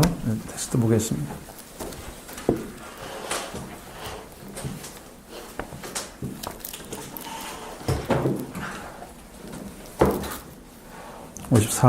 자, 오늘 보시죠. 결국 대홍수가 온 땅을 덮어 물의 심판이 이루어졌다. 40일 동안 쏟아진 비와 땅 속에서 솟구쳐 오르는 지하수가 합하여 높은 산을 모두 덮고 그 위로 15규빗 약 7m가 불어올랐다. 그로 인해 땅 위에 코로 숨쉬는 모든 생물, 즉 사람과 육지의 생물, 공중의 새들이 모두 멸절했다. 천지를 뒤엎듯 쏟아지는 비는 자연계의 생명을 살리려는 자비의 비가 아니라 심판의 비였다. 하나님의 노하심을 실어 땅을 치는 비는 마치 하늘의 창이 모두 열려 쏟아지는 폭포와 같았을 것이다. 추후 용서도 없이 40일 밤낮으로 계속 쏟아진 물의 심판은 하나님을 비웃던 불신앙의 인간들과 더불어 땅 위의 모든 생물을 멸망케 했다. 네. 이렇게 우리가 객관적으로 땅에 홍수가 땅에 사실은 있었다라고 말씀하시고 이렇게 하잖아요. 무슨 여기는 하나님이란 말이 안 나오잖아요, 여기는. 그렇죠? 하나님의 심판이 이렇게 이루어진 건데, 그래서 완전하게, 하나님이 주관하고 계시고, 하나님이 일하고 계신다는 사실을 그들이 인정하지 않으면, 하나님은 이렇게 하십니다. 마지막 때에도 하나님이 주인이시고, 예수님이 구주로 오셔서, 이제는 만물을 다스릴, 그러니까 하나님이 예수님을 통해서 일을 하십니다. 완전하게. 예수님이 왕으로 오시는 거예요. 통치자가 왕으로. 그렇게 해서 이제 끝낼 것입니다. 이 지구의 땅도 그때가 되면 아주 정신이 없을 거예요. 인이 떨어지고 나팔이 부러지고 7인 7나팔 7대접이잖아요. 그런 일이 벌어지면요. 그게 7년 대환란 속에서 이루어지는 일들이라고 말을 해요. 지금은 인도 안 떨어졌다 그래요. 우리 지금 사람들이 막 일곱인이 떨어지고 나팔이 부러지고 지금 막 대접이 지금 다 이루어지고 있다 그렇게 말하고 있잖아요. 그게 아니라 이 일은 이제 그 보는 사람은 다 틀리게 말을 해요. 그래서 이게 뭐냐면은 왜 그런가 그랬더니 세대주의 종말론자들은 그렇게 해석을 해요. 자꾸 갖다 붙이고. 옛날에 우리나라가 적그리스도가 누구냐 그랬을 때 적그리스도를 중공이라고 그랬어요. 옛날에는 중공이라고 그랬죠. 중국이라고 안 그랬어요. 공산주의라고 그래가지고. 그렇게 내가 설교를 들었던 기억이 있어요. 부흥사역에서. 그 나라 하게 돼. 그런데 성경의 역사는 그렇잖아요. 성경은요, 적그리스도가 누구냐면 세계에서 앞으로 단일 통화를 만들어요. 그래가지고 그 단일 통화를 가지고 세계를 지배하는 물질의 왕이 나와요. 그 사람이 적그리스도예요.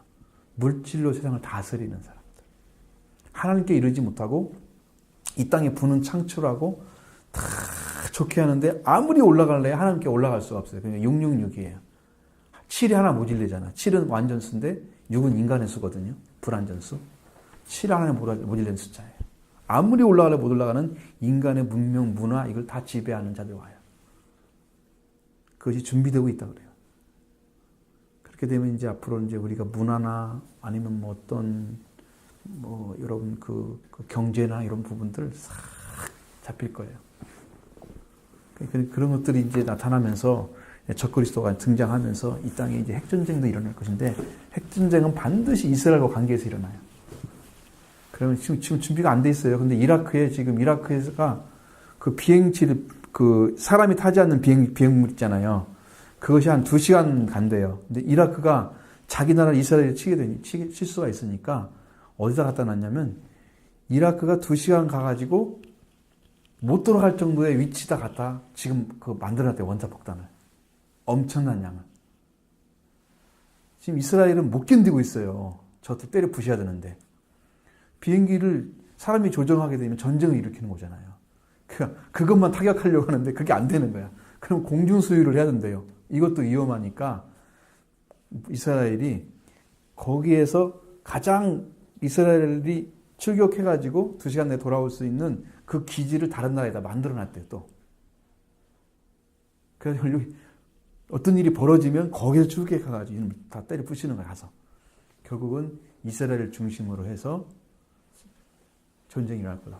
전쟁이 일어날 거다. 그렇게 지금 예측이 되니까 이제 그 지금 현재 일어나고 있는 부분이고 이스라엘 사람들이 지금 한 2만 명 정도 예수를 믿고 있대요. 계속 지금 늘어나고 있어요. 지난번에 12,000명 얼마 됐거든요.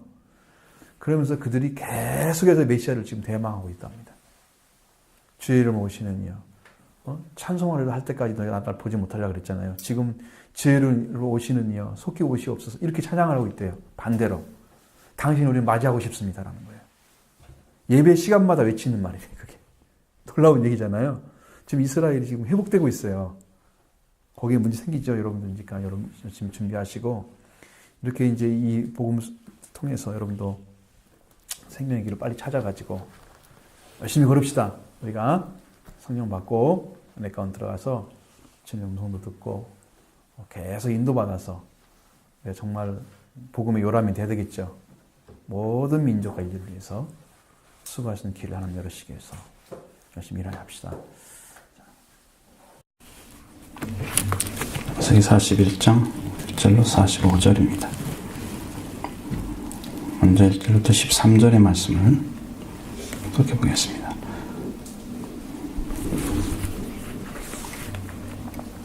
만 2년 후에 바로가 꿈을 꾼즉 자기가 나일 강가에 서 있는데 눈이 아련하고 살찐 일곱 나무수가 강가에서 올라와 발밭에서 떠먹고 그 뒤에 또 흥하고 파래한 다른 7 암소가 나일 강가에서 올라와 그 소와 함께 나일 강가에 서 있더니 그 흥하고 파래한 소가 그 아름답고 살찐 7수를 먹은지라 다름하고 깨었다가 다시 잠이 들어 꿈을 꾸니 한 절기에 무성하고 충실한 7 이삭이 나오고 그 후에 또 가늘고 동풍에 마른 7 이삭이 나오더니 그 가는 7 이삭이 무성하고 충실한 7 이삭을 삼킨지라 바로가 깬즉 꿈이라. 아침에 르몬이 고민하여 사람을 보내어 애굽의 정술가와 현인들을 모두 불러 그들에게 그의 꿈을 말하였으나 그것을 바로에게 해석하는 자가 없었더라. 술 맡은 관원장이 바로에게 말하여 이르되 내가 오늘 내 죄를 기억하나이다. 바로에서 공들에게 누워서 나와 떡없는 관원장을 친제장의 집에 가두셨을 때에 나와 그가 하룻밤에 꿈을 꾼즉 각기 뜻이 있는 꿈이라. 그곳에 치위대장의 종된 히브리 청년이 우리와 함께 있기로 우리가 그에게 말하매 그가 우리의 꿈을 풀되 그 꿈대로 각 사람에게 해석하더니 그 해석한 대로 되어 나는 복직되고 그는 매달렸나이다. 아멘. 이 말씀까지 보겠습니다. 먼저 보면 하나님의 은혜의 축복이 어디 있나 이제 그 부분을 생각하는데 요셉이 꿈을 해석하는 능력이 뛰어났죠. 하나님 주신 은혜입니다. 이것이 이제 일반적인 꿈이라면 바로 요셉에게 해석을 받을 필요가 없습니다. 왜냐하면 요셉은 하나님이 주신 그러한 꿈 해몽하는 능력이 있기 때문에 하나님께 주신 계시의 꿈을 그는 해석하는 자지 일반 꿈을 해석하는 자가 아니에요. 그래서 아무거나 해석하는 게 아니에요. 막 이상한 꿈 꾸고 뭐 이게 뭐냐고 물어보고 이런 건 아니면 정확하게 하나님이 계시를 주셨는데 이해를 못할 때 그걸 가지고 해석해 주는 거예요. 자, 요셉의 꿈 해몽대로 술 맡은 관원장이 자기 복직을 이루고 만 2년 만에 애굽 왕이 바로가 또 꿈을 꾸었습니다. 이거 보면 바로도 그 꿈을 해석할 수 있는 방법을 찾지를 못했죠. 이 2가지 괴로운 꿈을 꾸었는데 꿈을 도저히 해결할 수가 없었습니다. 알 수가 없었습니다. 하나님의 계시는 역시 계시가 있는 자는 하나님의 계시를 통해서 할 수 있는 거예요.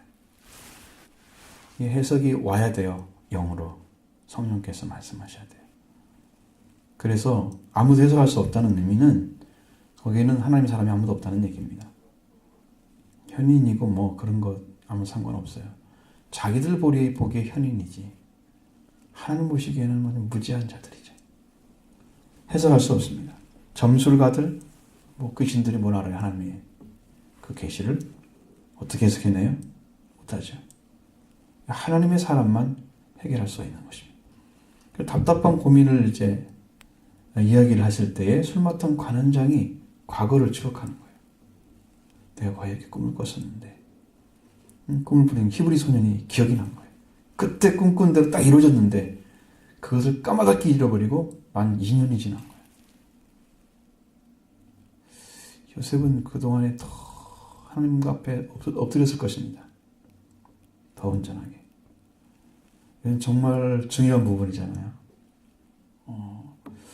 이것은 요셉이 하나님이 세운 자로서의 삶을 이 땅에 이루느냐 못 이루느냐 그런 것이 결정되는 굉장히 중요한 그런 일이거든요.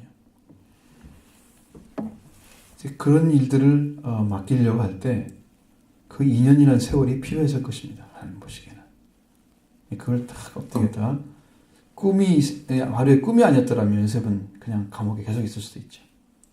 그래서 하루의 꿈은 누가 주신 거냐? 하나님 주신 거예요. 그러면 결국은 요셉을 세우기 위해서 바로에게 하나님 꿈을 주신 거예요. 누가 목적입니까? 바로 목적 아닙니다. 요셉입니다. 하나님의 말씀대로 계시된 대로 이루기 위해서 하나님 일을 하고 계신 거죠. 그걸 주셔서 그 나라를 통치하는 자로 세우시는 거예요. 그 나라를 통치하는 자로. 축복의 일은 아무나 할 수 있는 게 아니죠. 그로 인해서 요셉에게 주어진 놀라운 그 꿈 해석 해몽의 능력은 하나님과 함께 있었기 때문에 가능했다. 우리는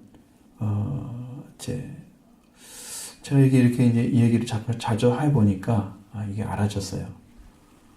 저는 이렇게 어느 순간에 하나님께 딱 주시는 게 있어요. 대화를 하다 보면. 거의 답이 똑같아. 내가 해보니 나중에 들어보니까 하나님의 음성을 들었다는 얘기를 들어보니까 제가 했던 얘기를 똑같이 하는 거예요. 그걸 왜 내가 느끼냐면 어느 날 하나님 내가 만약에 이렇게 해서 전화를 통화하는 중에 어떤 걸 나눠 주시냐면 내 입이 네 입에 가까이 있다. 내 말이 네 입에 있다. 그렇게 말씀하시는 거예요. 내가 어떻게 그게 가능합니까? 저는 모르잖아요. 성경에 그게 나와 있어요.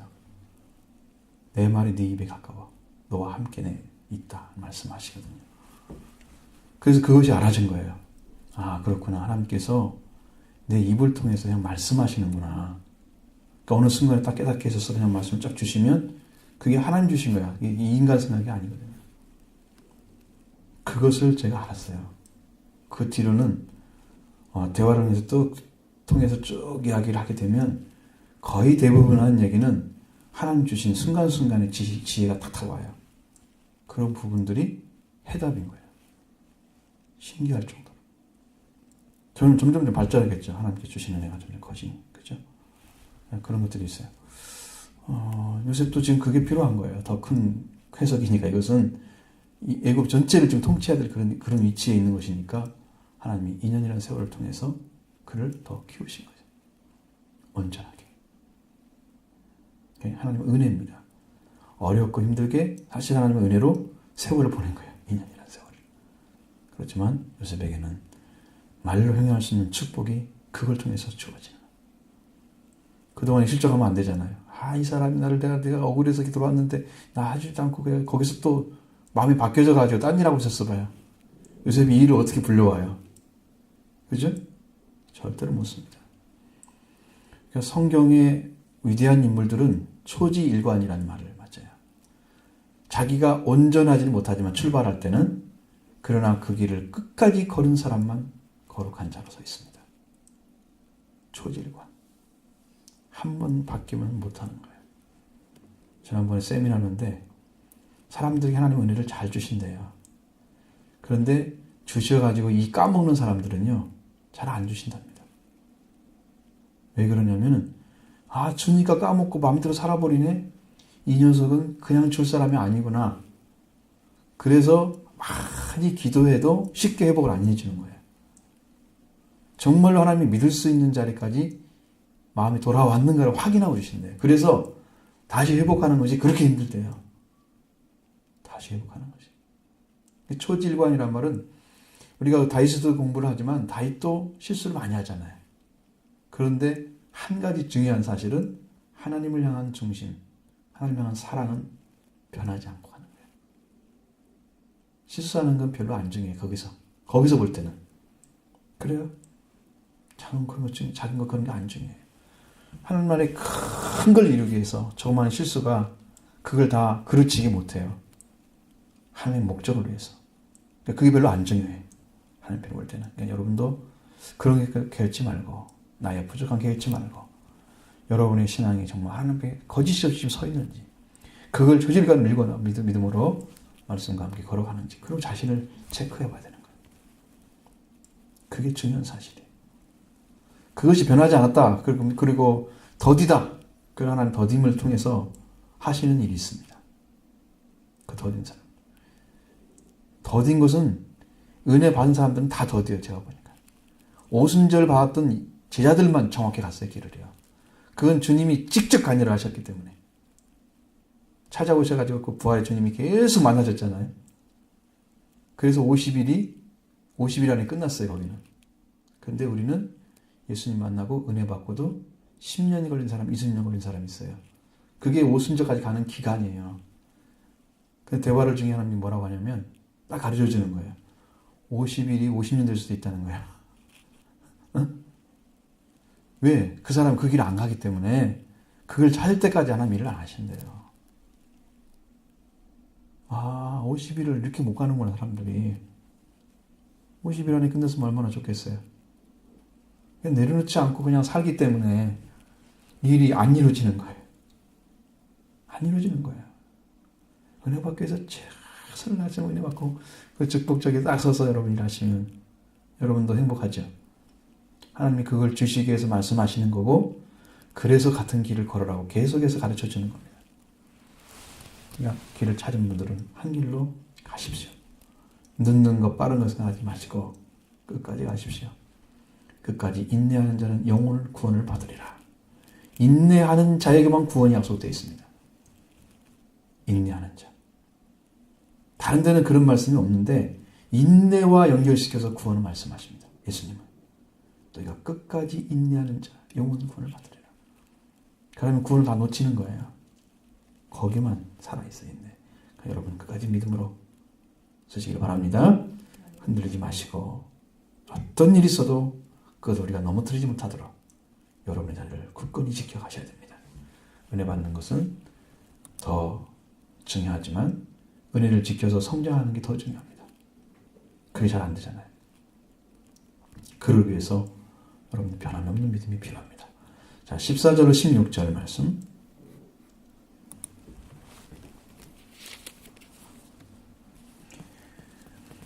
이에 바로가 사람을 보내어 요셉을 부르매 그들이 급히 그를 옥에서 내놓은지라. 요셉이 곧 수염을 깎고 그의 옷을 갈아입고 바로에게 들어가니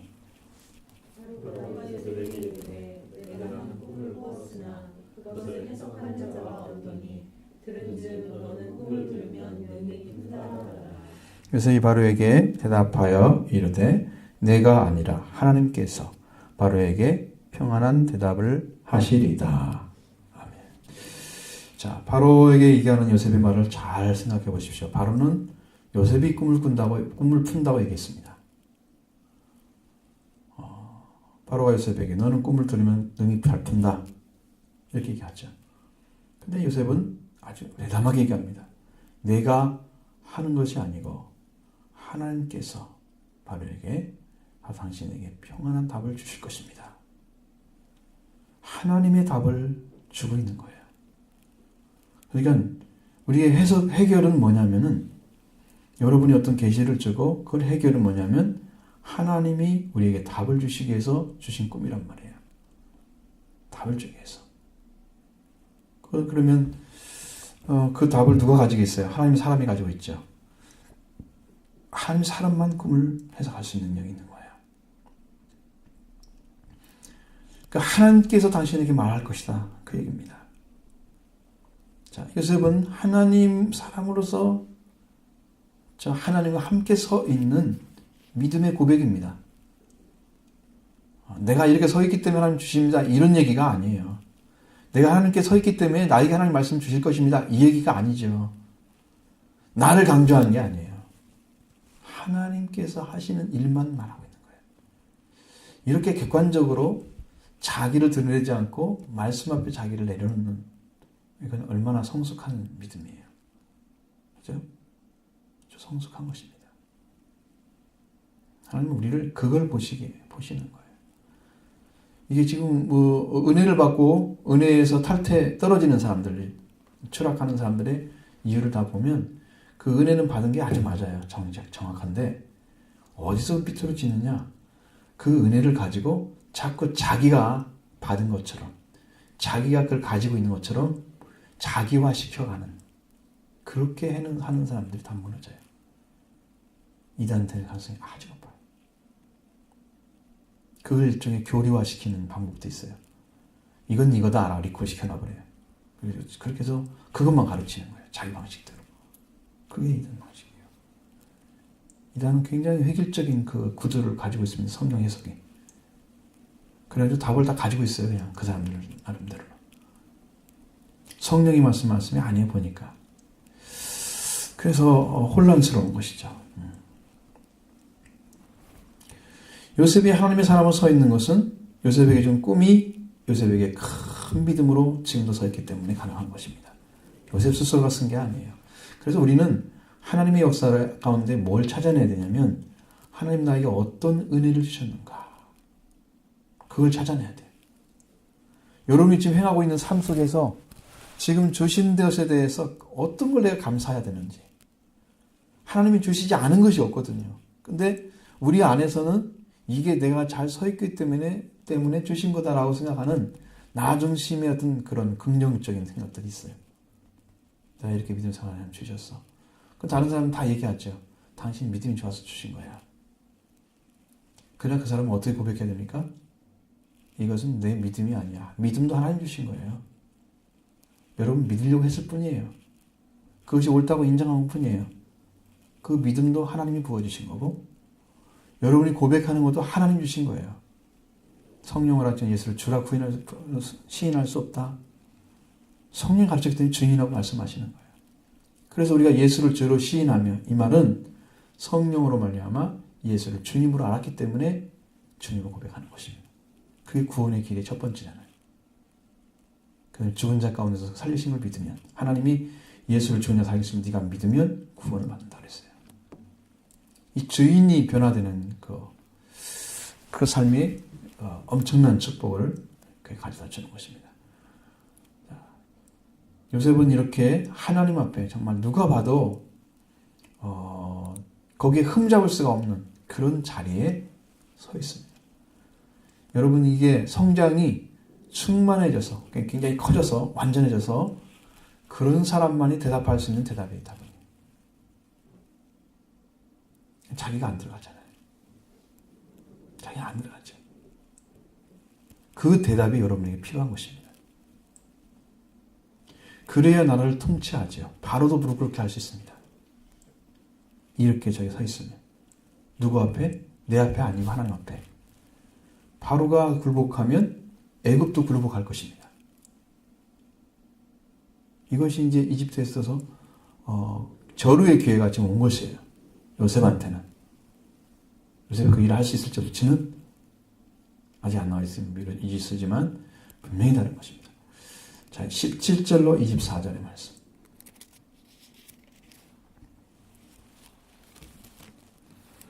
바로가 요셉에게 이르되 내가 꿈에 나일강가에 서서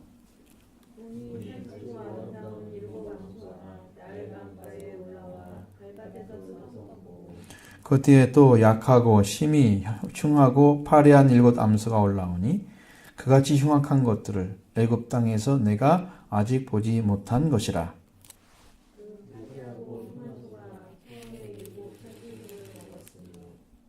먹었으나 먹은 듯 하지 아니하고 여전히 흉하더라. 내가 곧 깨었다.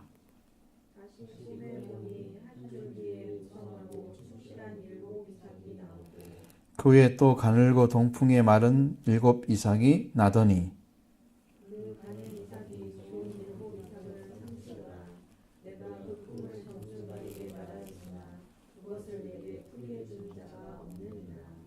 아멘.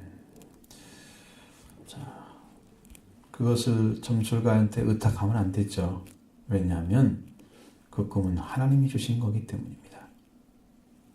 그러면 하나님의 사랑 앞에 가져가야 됩니다. 그러나 그 나라는 믿는 나라가 아니고 하나님이 주장하는 나라가 아니기 때문에 점술가가 최고의 그가 얻을 수 있는 지식을 얻을 수 있는 지식인들이고 현인들이었어요. 다른 데 받을 수가 없죠. 이분은 그런 사람이 없으니까 바로 옆에는. 그래서 요셉은 하나님께서 가르쳐 주시는 믿고 하나님을 의지해서 바로의 꿈을 해석하는 거죠.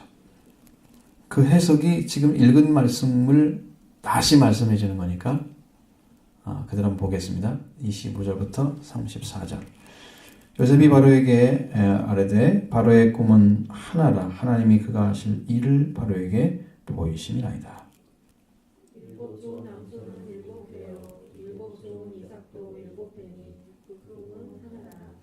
그 위에 올라온 파리하고 흉한 7 선은 필년이니 동풍에 말라 속이 빈 7 이삭도 7회 흉년이니.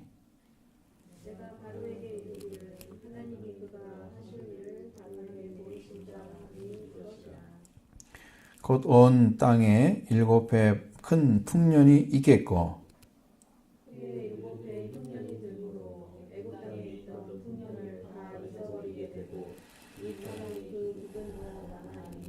그 후에 든 그 흉년이 너무 심함으로 이전 흉년을 이 땅에서 기억하지 못하게 되리이다. 바로께서 꿈으로부터 겹쳐보신 것은 하나님이 이 일을 정하셨습니다. 하나님이 속하게 행하셨으니 이제 바로께서는 명철하고 지혜 있는 사람을 택하여 애굽 땅을 다스리게 하시고 바로께서는 또 이같이 행하사 나라 안에 감독관들을 두어 그 7해 흉년에 애굽 땅에 모든 일을 거두되 하나님 말씀 가지고 옵니다. 바로가 말하는 이 그 꿈 이야기를 듣고 요셉은 꿈을 해석해 줍니다. 그 꿈을 꾼 것은 뭐냐면 바로에게 이제 하나님께서 주신 방법, 어떻게 해야 될 것을 가르쳐 주는 거예요. 여러분, 왜 이 7년 흉년을, 풍년을 주고 7년 흉년을 주는 일이 그것이 왜 필요해요, 그건? 지금 왜 필요합니까? 그걸 또 왜 바로에게 보여줘야 돼요? 하나님이 보여줘서 그 일을 행하게 만들어요. 근데 그 꿈을 꼭 요셉이 해석하게 만들어요. 하나님의 목적이 요셉을 세우는 데 있다는 거예요. 그럼 어떤 게 이루어지느냐? 그가 11볕단이 자기에 절했죠. 그것이 이루어지는 거예요. 그것이. 그리고 두 번째 꾼 것은 해와 달과 11별이 자기를 향하여 절하는 거예요. 그것은 훗날에 이루어집니다. 훗날에. 여기 이루어지는 이 꿈이에요, 지금. 11볕단이 자기를 향해서 절하는 그 높이 가장 높은 곳에 서서 하나님의 사람으로서 서 있는 거예요. 그것이 이루어지기 위해서는 지금 바로를 통해서 지금 어떤 일이 벌어질 것을 하나님께서 보여주신 거고 그것을 통해서 하나님이 하시는 일을 행함으로 요셉은 하나님이 세울 자리를 찾게 만드시는 거예요. 하나님의 아주 온전한 섭리입니다. 온전한 섭리예요. 그래서 바로왕이시여, 바로시여, 당신이 꾼 꿈은 하나라고 말씀합니다. 하나입니다. 하나님께서 행하실 일을 바로에게 보이셨습니다. 7년 풍년이 있고 그 7년 풍년을 다 삼켜버려도 남은 무서운 흉년이 또 7년 동안 있을 것이니까 대비하셔야 됩니다. 이렇게 해석을 주는 거예요. 이렇게 해석을 준 다음에 그 대비책은 33절, 34절에 말씀하죠. 뭐라고 하냐면 이제 바로께서 어는 명철하고 지혜 있는 사람을 택하여 애굽을 치리하게 하시라고 했어요. 친히 그걸 다스리는 자가 만들게 하라. 다스리는 자가 되게 하시라. 그리고 그 국중의 일을 행하게 하셔서 여러 관리 중에서 감독관들을 두어서 7해 풍년 때 애굽 왕의 5분의 1을 거두고 뭐 이런 일을 계속 시키죠. 자, 이것은 뭐냐면 그런 요셉이 이렇게 해서 풍년 다음에 흉년을 해결할 길을 가르쳐 주는 것입니다. 가르쳐 주는 거예요. 근데 요셉이 여기에서 한 가지 정의한 사실을 간과해 버렸는데 그것은 하나님께서 이 땅을 주관하고 계십니다. 그러니까 하나님이 풍년도 줄 수 있고 흉년도 줄 수 있는 전능하신 분입니다. 그러니까 모든 백성들이 하나님 앞에 무릎을 꿇도록 하십시오. 하나님이 그들을 살려주실 것입니다. 이렇게 얘기를 해서 이집트 백성들, 바로 포함해서 백성들이 하나님을 섬길 수 있는 길을 찾을 수 있는 아주 절호의 기회가 주어진 것입니다. 그 길을 안내해야 되는 선교의 꿈은 없었던 거예요. 이 선교의 꿈이 있어야 되거든요. 7년, 6년 그 풍년을 알려준 것을 보면 그 역사를 하나님이 주관하고 계신다고 보여주잖아요. 그것에 준해서 지혜를 가지고 하나님 앞에서 이렇게 이 얘기를 했으면 얼마나 좋겠어요. 그래서 이 꿈을 주신 해석하게 하신 하나님은 우리 조상의 하나님, 아브라함과 이삭, 야곱의 아버지 하나님, 이스라엘 하나님, 그분이 참된 신입니다. 고백하면. 그래서 모든 이스라엘 백성들, 이집트 백성들이 그 앞에 무릎을 꿇게 되면 되기를 꿇고 도움을 청하게 하시기 원합니다. 이렇게 얘기를 했으면 분명하게 하나님이 그 가운데 역사했을 것입니다. 그러니까 거의 대부분 사람들은 그 선교의 비전이 없어요. 선교 비전이 없어요. 그래서 이집트에 온 후에서 이제 요셉은 아주 온갖 고통 중에서 있어서 용맹하고 진실하고 지혜 있는 사람이었어요. 믿음과 확신이 넘치는 하나님이 복을 주시고 그가 가는 곳마다 형통하게 하시는 축복의 사람이었어요. 그런데 이렇게 하나님 앞에 무릎 꿇게 하는 일에 대해서는 몰랐어요. 이 일을 못했습니다. 이것은 거기까지 눈이 열리지 않은 거예요, 신앙이. 하나님 앞에 정직하게 살고 이 삶은 하나님의 꿈을 주신 대로 했습니다. 그러니까 이 문제를 해결한다고 해서 이제 요셉으로 인해서 이집트가 어떤 변화를 가져오지 못해요. 그때를 지켜가게 하시는 거죠. 그때 망하게 될 수 있는 7년, 흉년이 왔을 때 망하게 되는 것을 대비시켜서 그것을 지날 수 있는 기회를 준 거예요. 그들한테. 하나님 앞에 어떤 관계를 맺지는 못하는 거예요. 이 부분이 요셉이 갖지 못한 신앙이에요. 세계입니다. 어떤 사람이 어떤 해결책을 줬다. 근데 그건 참 세상을 생각해보면 정확히 맞아떨어져. 그러면 그 사람이 최고의 어떤 지혜를 가지고 대비를 할 수 있도록 도와줬다. 이렇게 생각할 수 있습니다. 인간의 이상적인 방식이에요. 인간의 방식입니다. 그러니까 믿음이라는 세계는 우리가 눈이 열려진 대로 말하는 거예요. 믿음도 분명히 너희 믿음의 분량대로 생각하라 그랬죠. 믿음도 분량이 있습니다. 무게로 따질 수 있는, 질량으로 하면 질량으로 따질 수 있는 거예요. 부피가 이만큼이다. 그럼 그만한 거예요. 믿음이 적다 많다는 안 하죠. 믿음이 작다 크다는 얘기 하잖아요. 그죠? 그러니까 믿음이 커야 돼요. 믿음이 커서 정말 이 우주, 이 세상을 모든 것들을 다 들어놓을 수 있는 그런 하나님이 전적으로 사용해서 역사를 변화시키고 이 하나님의 축복을 만들어가는 그 믿음으로 우리가 잘하면 돼요. 그리스도가 그 일을 하신 거예요. 그래서 여기 바울은 그리스도의 장성한 분량까지 성장하라고 말씀하셔요. 세상에 어떤 것을 요동치 않는 어린아이 같은 자가 되지 말고 세상에 요동치고 세상에 지식에 움직이고 그런 자가 아니고 요동치 않는 그 믿음을 소유한 자가 되라고 말씀하시죠. 우리는 그 믿음의 크기가 중요한 거예요. 그것이 우리 결정짓는 거예요. 그러니까 여러분이 성장해 가는 작업들을 지금 말씀을 듣고 계속 하고 있잖아요. 계속 성장을 해야 맞아요, 그것이. 여러분도 생각해 보시면 잘 알 수 있는 거. 우리가 심었는데 심은 것이 싹이 났으면 당연히 자라서 열매를 맺는 작업을 할 거 아니에요. 하나님 말씀이 씨앗이라고 그랬잖아요. 씨앗이 심겨졌는데 아직 나지 않았다는 거잖아요. 아무것도 안 이루어졌다는 것은 나지 않았다는 거죠. 뭐냐면 예수 그리스도의 죽으심과 부활을 여러분이 받아서 예수님이 죽고 예수님이 부활하는 은혜가 여러분한테 이루어지면 그것이 여러분의 말씀으로 죽은 것입니다. 거기에서 생명의 씨앗이 나와요. 예수님의 생명이 내 생명 되는 거예요. 이게 남의 일이 아니에요. 여러분이 그거 가져오셔야 돼요. 로마서 6장에 있는 말씀이 다 그거예요. 그 정사되고 예수님이 장사되고 살아나신 것처럼 우리도 예수님과 함께 연합한 되면 다 다시 살고 새 생명 가운데 행하게 만드세요.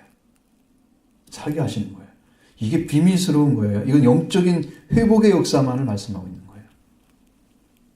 육적인 거 말씀하는 건 아니에요. 여러분 예수님은 육적인 삶과 영적인 삶을 동시에 했지만 오늘 우리는 성령이 오셔서는 영적인 걸 그렇게 해주시는 거예요.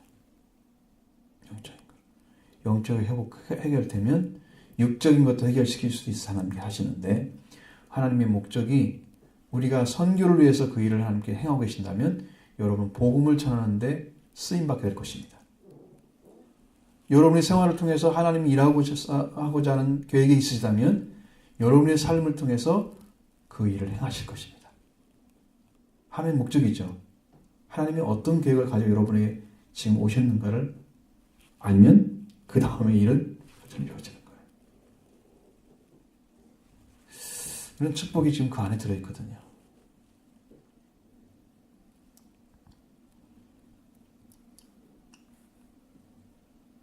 그러니까 인간적으로 어떤 대비책을 가르쳐주고 인간적으로 이렇게 세워주고 이런 것들이 그때는 그게 맞고 그게 참 제일 좋은 것 같아.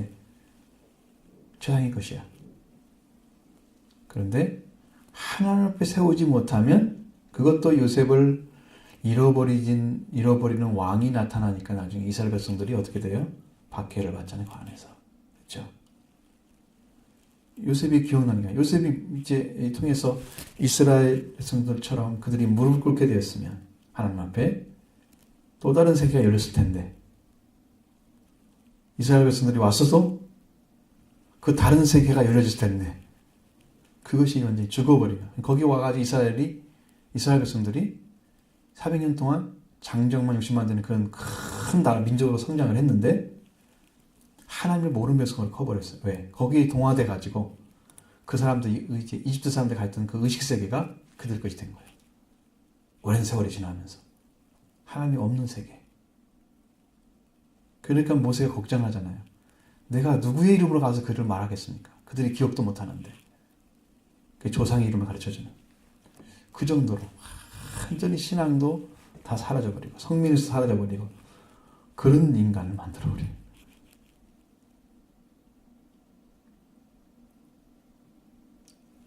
참 그 두려운 문제죠. 두려운 것입니다.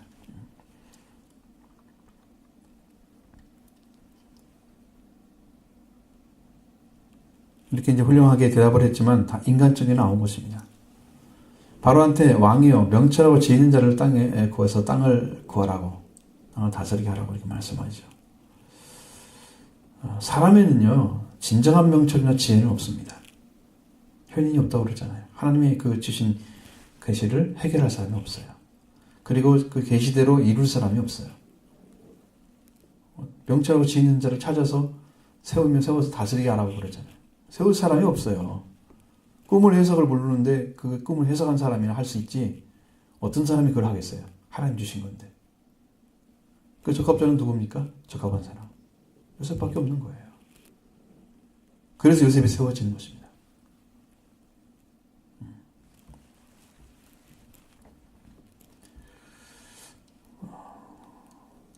자, 그렇기 때문에 요셉의 말처럼 요셉이 푼 것이 아니고 하나님께서 그의 꿈을 풀어주셨습니다. 그렇다면 바로와 백성들을 떠나는 앞으로 이끌어서 하나님께 무릎을 꿇게 하면 이 모든 문제가 다 해결됐을 것입니다. 인간에서 명철과 지혜는 찾을 수가 없는 거예요. 인간적인 방법은요, 결국은 인간적인 지혜와 명철을 가진 자를 찾아냈잖아요. 그러면 해결책도 인간적이 돼요. 결국은 실패자죠. 요셉은 자신의 말로 인해서 바로왕과 모든 백성들이 하나님께 무릎을 꿇게 할 수 있는 기회가 사라져버린 거예요. 그것이 요셉의 큰 실수다. 요셉은 그걸 눈이 안 열렸기 때문에 그걸 못한 것입니다. 뭐 실수를 할 것도 없어요. 보지 못했습니다. 여러분 마리아가 예수님 부활은 기대도 못하잖아요. 시신만 어디다 놓았는지 사람이 누가 어떻게 가졌는지 그것만 좀 내놔라. 그 눈밖에 안 열리는 것과 똑같은 거예요. 하나는 알잖아요. 주님을 사랑하는 마음. 주님은 알잖아요. 주님은. 자기 죄를 사하러 오신 분은 알아요. 그래서 죽은 자 가운데 찾으러 온 거예요. 자기 죄를 사하신 나를 위해 죽으신 그 주님을 만나고 싶어서. 부활의 주님을 못 만나잖아. 부활의 주님 앞에서 그 사람 내놓으라고 얘기해요. 동산직이라고 탁 간주해버리고. 그런 거예요. 여러분 믿음이 어떻게 자랐는지 아시겠죠? 여러분의 믿음이 분명하게 자라서 하나님의 뜻을 이루어 드리는 큰 일을 행할 수 있도록 여러분의 믿음이 그렇게 성장하기를 바랍니다. 그 하나님의 우리를 향한 목적입니다. 자, 35절로 45절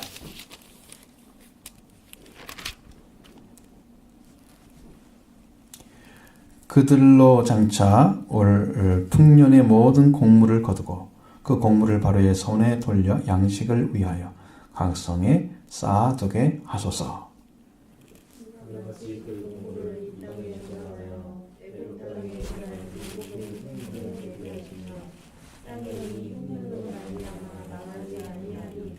바로와 그 모든 신하가 이 일을 좋게 여긴지라.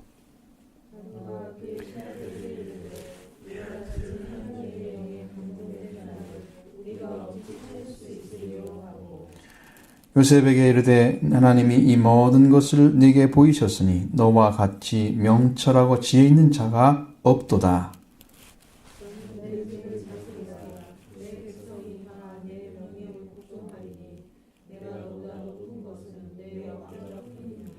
바로가 또 요셉에게 이르되 내가 너를 애굽 온 땅의 총리가 되게 하노라 하고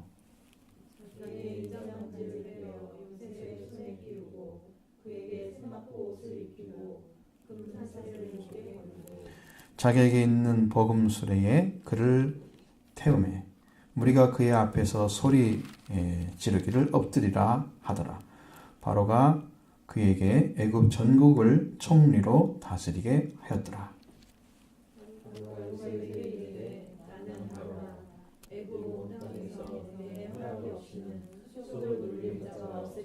같이 읽었습니다.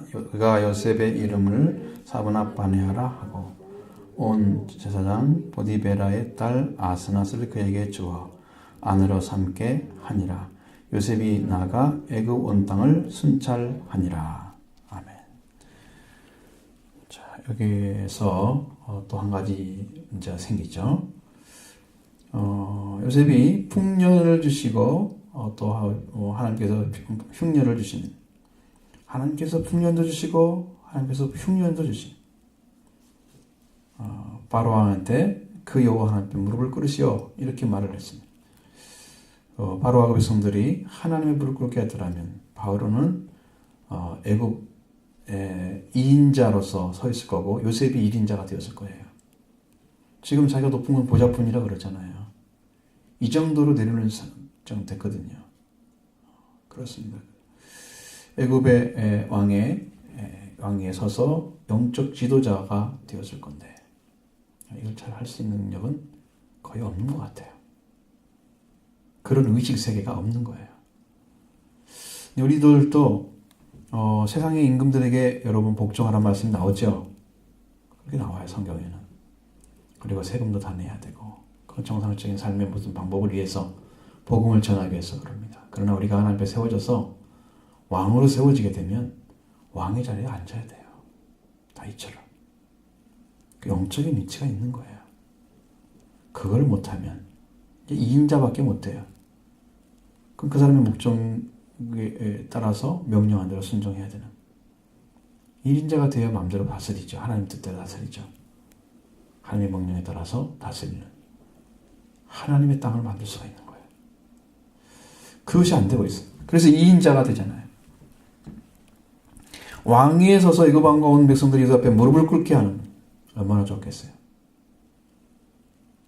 대애굽 제국을 야곱과 그 조상 앞에 무릎을 꿇게 하는 그 승리를 그는 거두고 역사를 바꿀 수 있는 참으로 축복된 시간이었습니다. 근데 그걸 그대로 했느냐? 그렇지 않습니다. 45절에서 요셉은 온 제사장 보디베라의 사이가 됐다 그랬어요. 아스낫을 아내로 얻어서. 애굽 왕으로부터 사브낫바네아라는 이름을 받게 됐습니다. 여러분, 이게 지금 딸을 이제 결혼하는 방식이나 혹은 이제 애굽 왕으로부터 받는 이름이 뭐 중요할까요? 하나님이 그걸 기뻐할 리가 없습니다. 그것은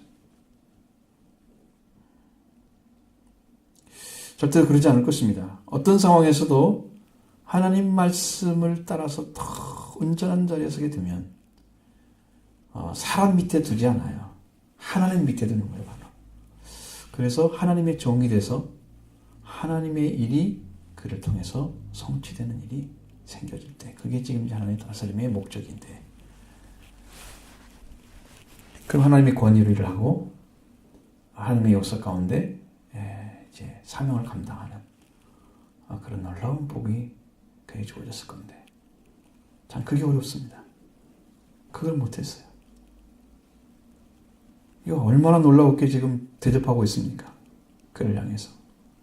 그렇죠? 복음서리를 타고 탁 다니게 하잖아요. 인장반지를 줘서 탁 찍어가지고 총리로 딱 세우잖아요. 이게 지금 보통 일이 아니죠. 모든 사람들이 엎드려라. 그러면서 그 요셉의 허락이 없이는 수족을 못 누릴 거다. 그걸 다 보내주는 거예요, 조서를. 외국 전국에. 이렇게 높은 위치를 하나님 허락하셔. 애굽 다스릴 수 있는 사람이 됐는데. 그런데 위에 한 사람이 있었어요, 바로가. 바로 그 사람입니다. 여러분, 하나님 외에는 다른 신을 내게 있어서는 안 됩니다. 바로가 위에 있으면 안 됩니다, 여러분. 세상 왕이 여러분에 의해 있으면 안 됩니다. 세상 왕에 의해서 다스리는 나라가 아니죠. 하나님의 나라에서 다스리는 여러분 하나님과 직접 통치되는 그런 나라에 쓰셔야 됩니다. 하나님은 그 나라를 세우기를 원하셨던 거예요. 일반적인 신앙들은 그걸 캐치내지 못하죠. 요셉은 지금 위대한 일을 하겠다. 그러면서 얼마나 요셉을 칭찬하겠어요. 하나님의 목적을 잘 모르죠. 하나님의 권위로 가지고 하나님의 권위와 하나님의 요삭하는 데서 그에게 맡긴 일을 잘 감당했다면 그는 아주 놀라운 일을 행했을 건데 참 아쉽습니다. 많은 분들이 그 은혜의 시간들을 놓쳐가지고 조금 핸들을 잘못 트는 그 순간에 그걸 다 그냥 기회가 없어져 버리는 거예요. 그건 너무 아쉽더라고요. 그런 것을 많이 해요. 정말로 자기가 정말 설 수 있는 그 절유의 기회를 한 번씩 놓칠 때가 있어요. 여러분들은 그 기회가 주어지면 하나님 외에 다른 신을 두면 안 됩니다. 바로를 두면 안 됩니다. 하나님만 높이십시오. 그리고 하나님 앞에 무릎 꿇게 하십시오. 모든 자들을. 하나님이 여러분을 높일 때 여러분은 하나님을 그렇게 높이시기 바랍니다. 그래서 다 지배하는 자로 왕이 돼야 되죠. 2인자 되면 안 됩니다. 이건 왕이 아니에요. 왕의 자리가 아닙니다. 요셉의 한계가 그것입니다. 칭찬 일색에 요셉의 미화시키는데 사람들이 의인화시키고 미화시키는데 얼마나 열정. 이 진리를 잘 모르니까 그게 맞는 줄 알고 그러죠. 하나님이 어떤 사람을 통해서 일하고자 하는 목적이 있다면 그 사람에게 주어진 그런 역사적 근거에 의해서 봐야 돼, 살펴봐야 돼요. 그래서 하나님과 관계, 사랑과 관계, 십자가를 통해서 성경이 보이면 되는 거예요. 지금 십자가에 딱 세워놓으니까 누가 있어요, 거기에? 바로가 있잖아요. 바로 하나님이어야 되는데 십자가가 세워질 수가 없죠. 그래서 못 살리는 겁니다. 십자가가 안 되기 때문에. 우리는 하나님과 1:1 관계에 완전히 서서 예수 그리스도처럼 그런 믿음으로 승리의 길을 걸어야 됩니다. 그는 하나님의 은혜와 사랑이 늘 동행하시면 그 일들이 쫙 내려와서 놀라우게 축복으로 다가옵니다. 하나님은 지금도 날마다 일하시고 날마다 말씀하고 계시는 거예요. 성령을 통해서.